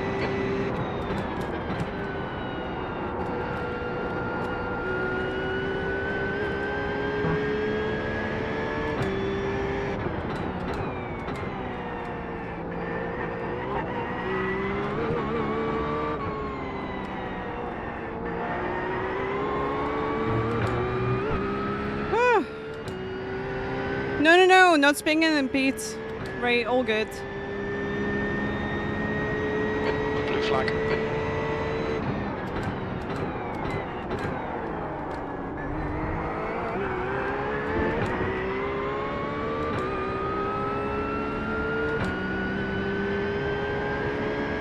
Car right. Right side's clear.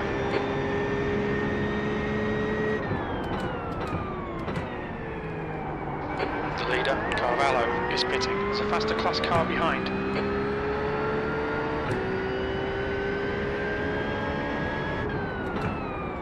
Carvalho, car number 3 is now in the lead.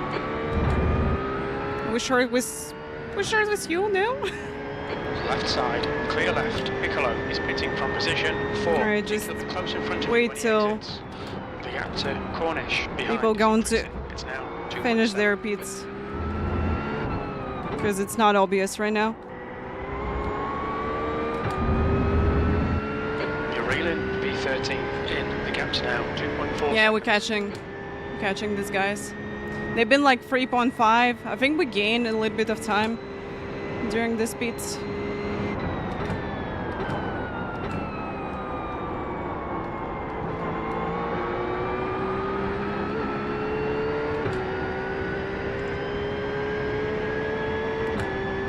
Okay, view off. There's a faster class car approaching. Blue flag. 13th place. Bro, why you dive on Khalid? Gap times are pretty consistent. Car left. Clear left. Blue flag. Talking to you. How's the fuel? You know, at least have a consideration to use your high beams, you know? Yeah, you see we gain on corners like 1 second, I think, or so.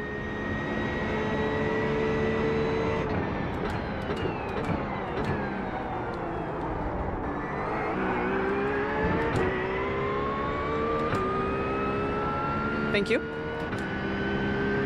Go. Car left. Clear left. No problem. I really appreciated that he waited. 15 minutes remaining. 15 That's minutes really to go. good. I know fuel is fine. Pete's just settled down and seems like we're okay with fuel. Woo.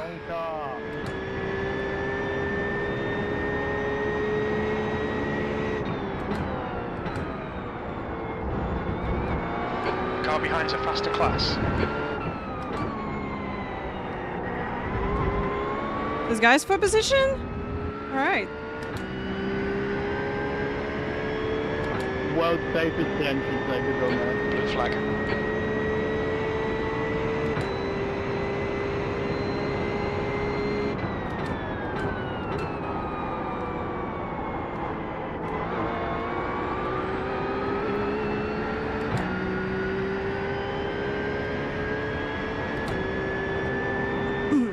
Side.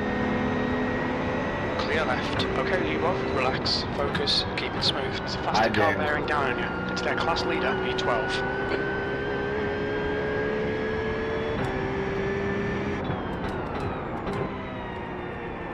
Oh. What a miss.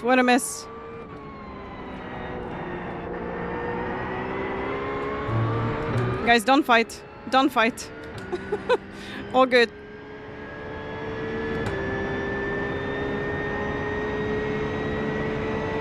Flag.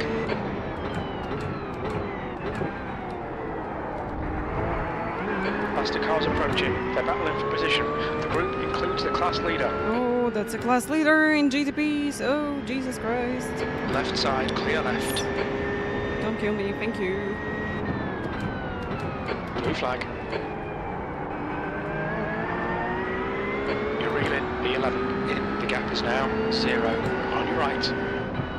Clear right.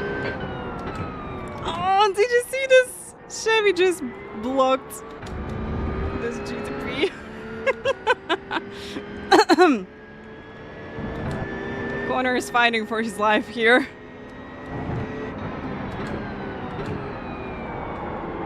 Toxic chat. Shame on him. Cóż dają. Chat.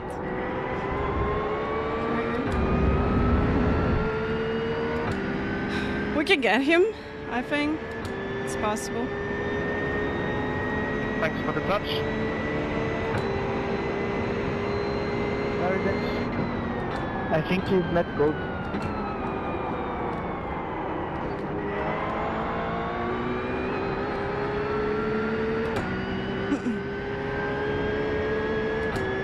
There's an incident in Sunset. It looks like Rosa. Sorry, Kirsten, I You've thought just I was done there. a 2:00.2. Oh, really good touch spot.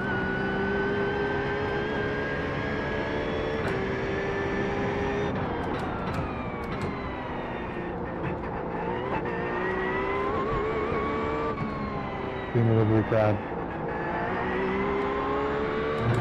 Should have been a lot worse. There's a faster car approaching. Keep pressure on. False a mistake. And GTP again? Incident in the hairpin. Blue flag.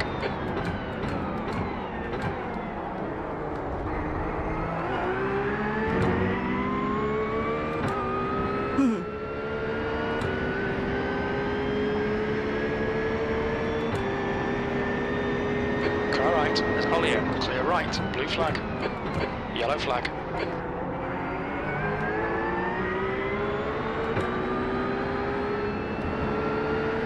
On your right. Clear right.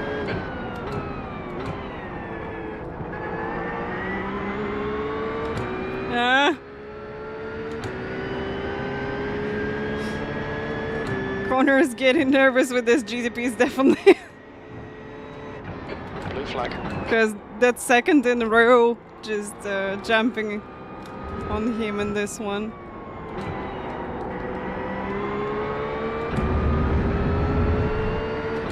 Car right. Clear right. There's a faster car approaching.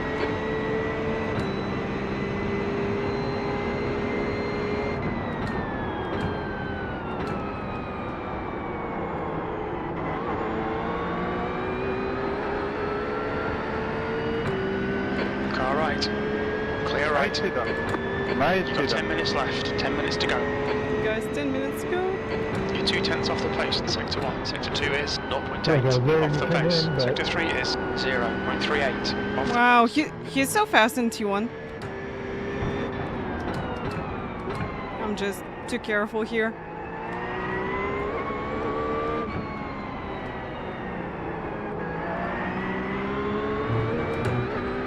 Alright, Nubov, keep planning on the pressure. He'll make a mistake. Whew.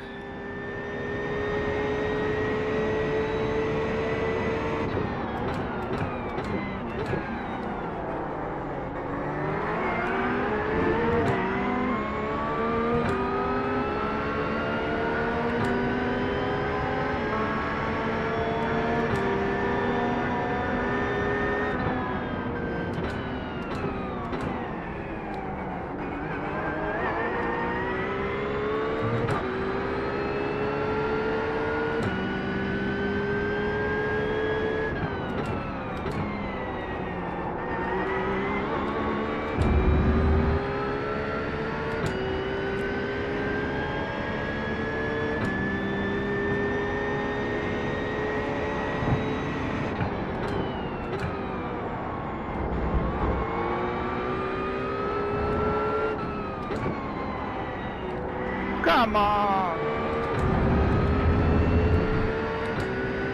Incident in Sunset.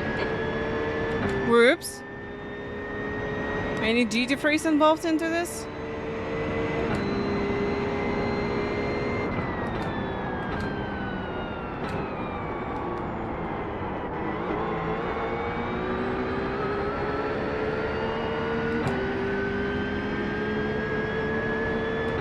Stay close, there might be a chance here. Alright, Nubov, there's a faster class car approaching.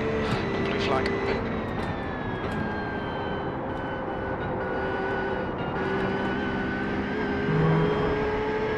Car left. Clear left.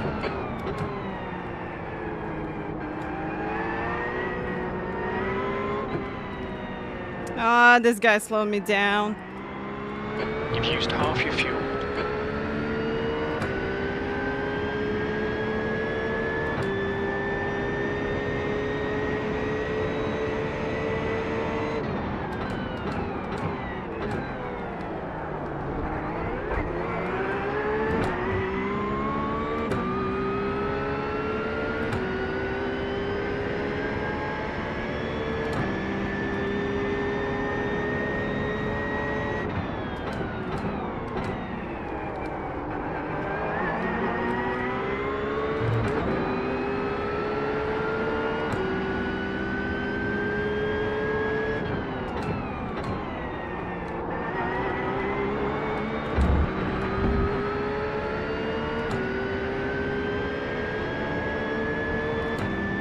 I still got a few laps, no worries.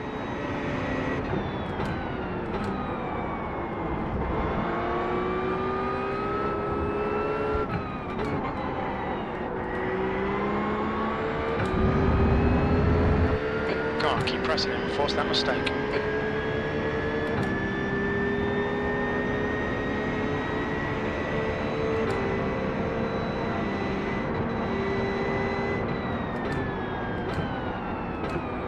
Please wait.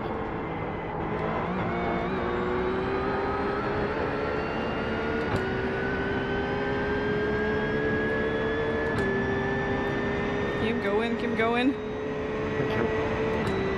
That last lap was at 1:59.88. Okay, Lyubov, lap times are pretty consistent.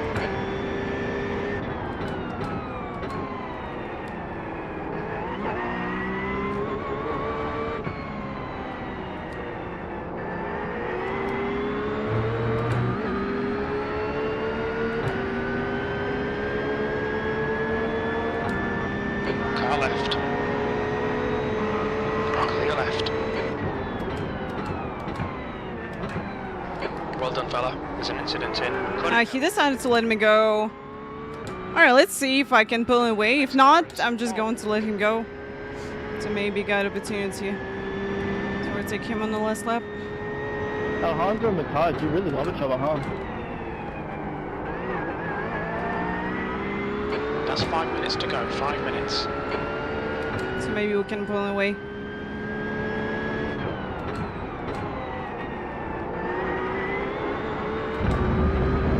Somebody wait, please.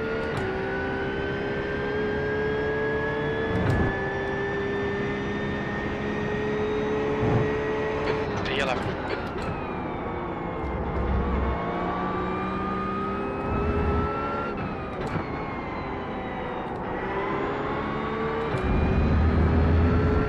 Don't be distracted. Defend your position. They're faster than us into Christensen.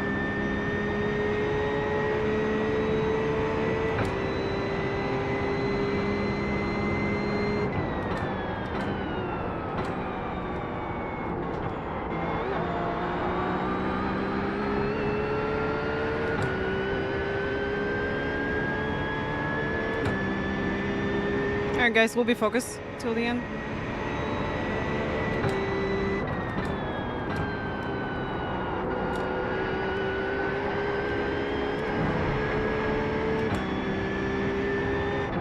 Okay, Lyubov, you've just cut the track. Blue flag. There's a group of faster cars bearing down on you. There's an incident in turn 5. It looks like Fernandez. Okay. Push, push, push. We can catch this car. Another one position. On your left, clear left. Car right.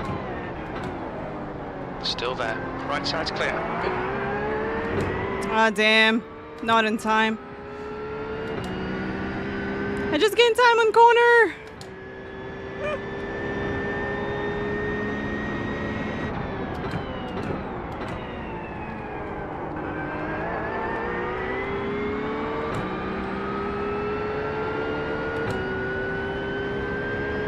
Faster car behind.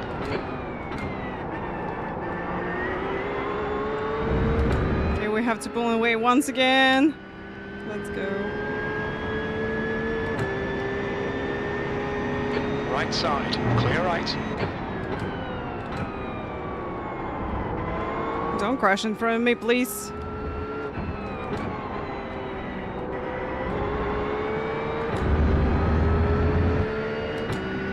He made a little mistake.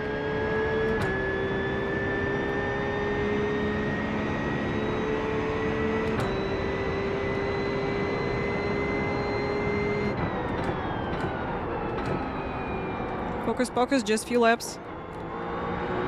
2 more.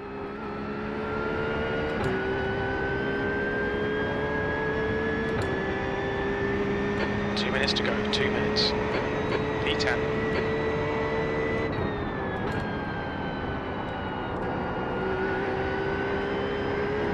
Alright, good.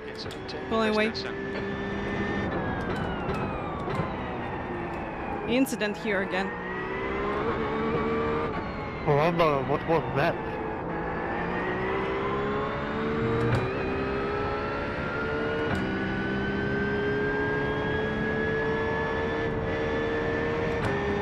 Oh my god, just 2.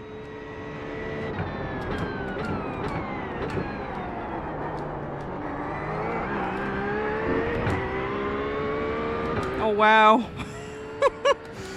Interesting.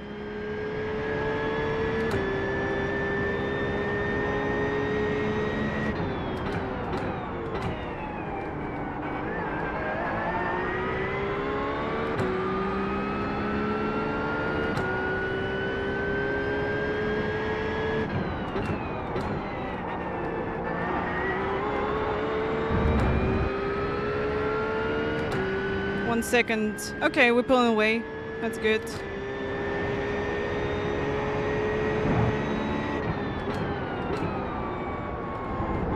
I know if we can overtake this Ferrari, we'll see.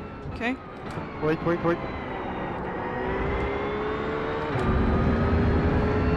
But at least we're going to use his substream.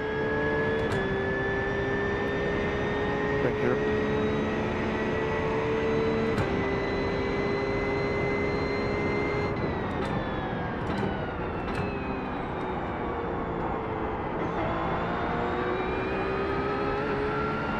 White flag! Let's go, guys.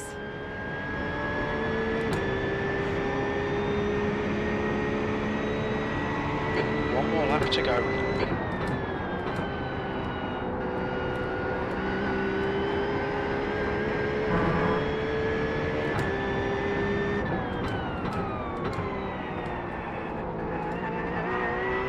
Okay, you both, there's a faster car approaching.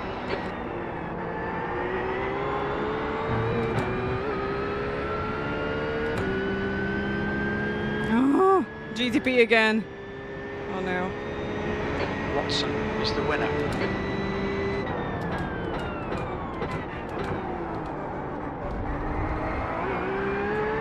You're reeling. Oh, in. The gap is 0.6. On your right. Clear right.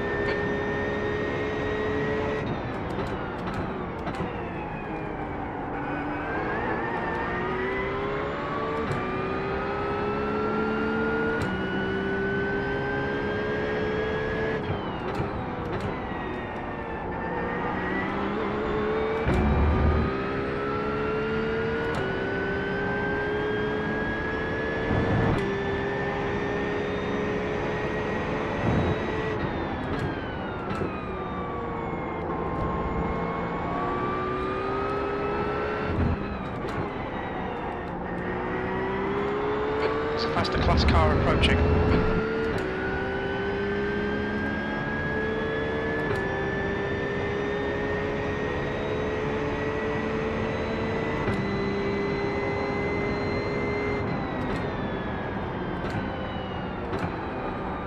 Wow, well done. Car left. Clear left. Well, between the four of us, plus Car left. Clear left. that was a good little battle right there. Hey, Carol, good fight. Nice race. Finish. Solid result. Well done, mate. Nice, top 10. I'm happy. Good race. Yeah, good race. We survived. We survived in top 10. I'm happy. Woo. If not this GTP, I don't know. Maybe I could get him. Probably. Not 100%. That's the end of the session. Ah, it's fine. That's GTP just doing GTP things, you know? As always. Okay, prediction will be, will we survive? Yes. Good one. Ah, okay, now I can have a good rest. Hey, did 50... Wait, 59 and 51, 59 and 1. If not this guy in the end, maybe there will be 58 and 9. Brett, hello, welcome. Thank you. Good race, good race. All right. Ah, tough racing.